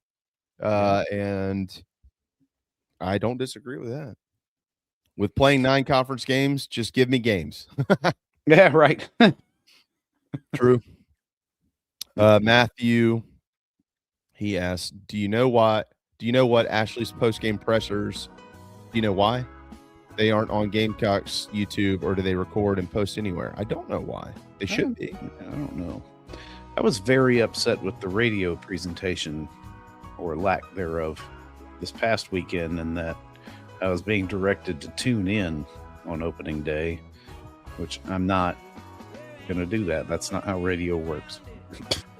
I'm not going to pay for radio. Well, they didn't have a radio broadcast. No, it was the TV broadcast over the radio. That's what made me upset. I'm like, how are you gonna put on a Diamond Sport with no radio? Yeah. I mean, it's the best one. They all fit so nicely into radios. Harrison says, bold prediction on February the 10th. It's today. South Carolina defeats Clemson by the largest margin since a 14-point win over the Tigers in 2013. Okay, hold him to it, Bill. All right, Mark that's that right. down. Mm-hmm. Lance just wants to see his Gamecocks in a bowl game. Okay. It's not too much to ask, Lance. We can have that. We can have nice things around here, man. We can. That was a pretty encouraging conversation with old Dave. Yeah, and that he said he didn't mention Deion Barnes, but he did mention, well, that was defense. Talking about offense, the offensive coordinator, offensive line coach, and the running backs coach is those three collectively the largest staffing improvement in the league. That's good and bad. Yeah, right. Means it's new completely. That's the drawback, but at least the skills are higher. Yeah, it's good and bad. All right. Well, JC is out today, and he will be back tomorrow. We'll be back tomorrow as well. Yeah. So, looking forward to a wonderful Wednesday. What are y'all going to do about making up Meatloaf Monday? Have you figured that out yet? I'm not sure. We may just have to double down next week and just go all out. Just call it Tuesday, Monday as well, like Meatloaf Monday, and then Wednesday. It's like like when you get that Monday off and you're having to cram in the 4-day week and just it's the Tuesday, Monday. Yeah. Monday, Tuesday. This would be like a Monday, Tuesday, Wednesday. I'll be honest with you, and you probably can totally understand this. Today is Tuesday. It feels like it's Friday. Yeah, it's been a long week. It's been a long one day. It's been a long week already. Yeah. I'm looking to getting out of town and having a very quiet room to myself for one evening. It's a good point. Yeah, looking forward to that. No doubt. Two evenings for me. I would say that there's a likelihood that Saturday turns into a doubleheader for Carolina baseball based on the weather forecast. They won't make that decision today. That would be Thursday at the earliest, Friday at the latest. So we'll see. All right. Well, appreciate Dave Bartoo. If you missed that conversation, boy, did you miss a lot. We've never had anything like that around here. That was something. I appreciate Smitty for joining us today, too. That was a fun scramble with him. Build the Sterling Sharp statue. I demand it. That would not strong argument there for a player who does not have one yet, who needs one. Yeah. We'll be back tomorrow, 10 a.m. See you then. Thanks to Phil. Have a great day.